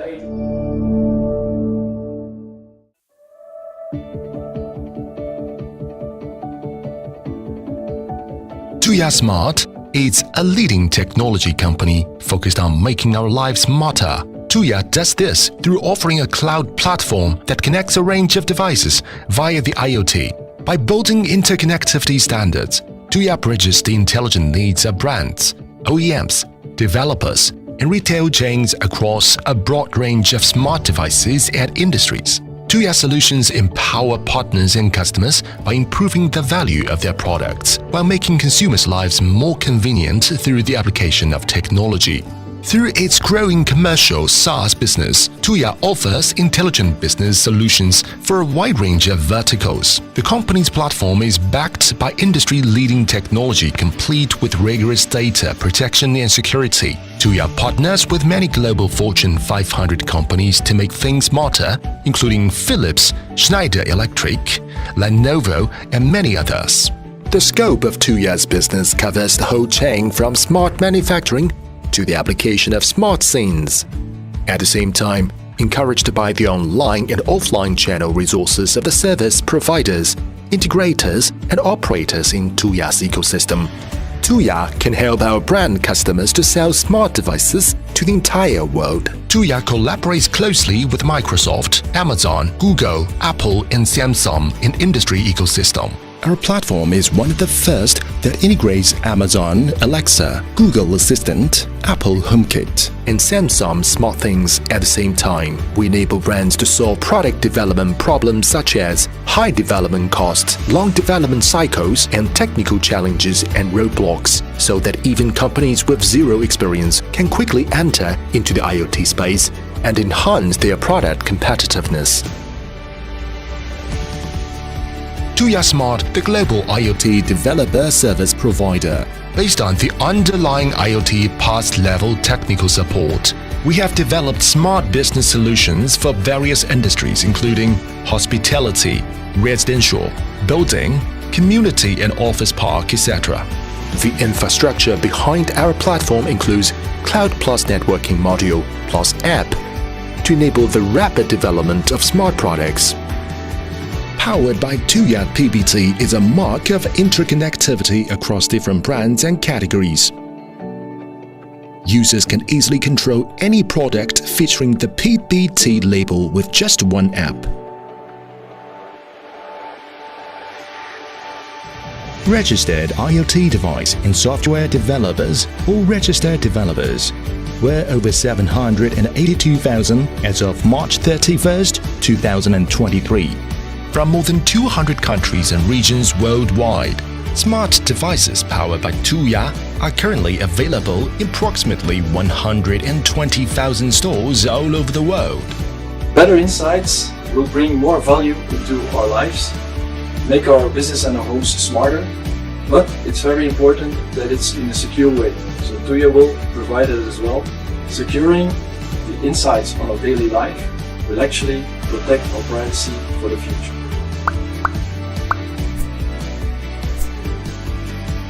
Together, we'll enable a future where life is more comfortable and joyful.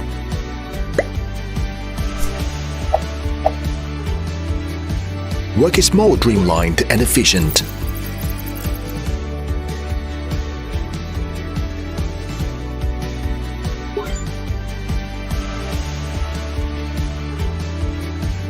Management is accurate and data-driven.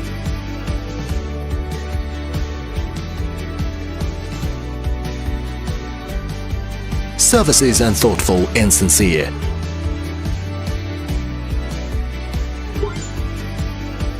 Security is tangible and reassuring. Cities are prosperous and full of possibilities. Every second the world changes before our eyes. Time flies by faster than we could have imagined. Every idea can open the door to a completely new era.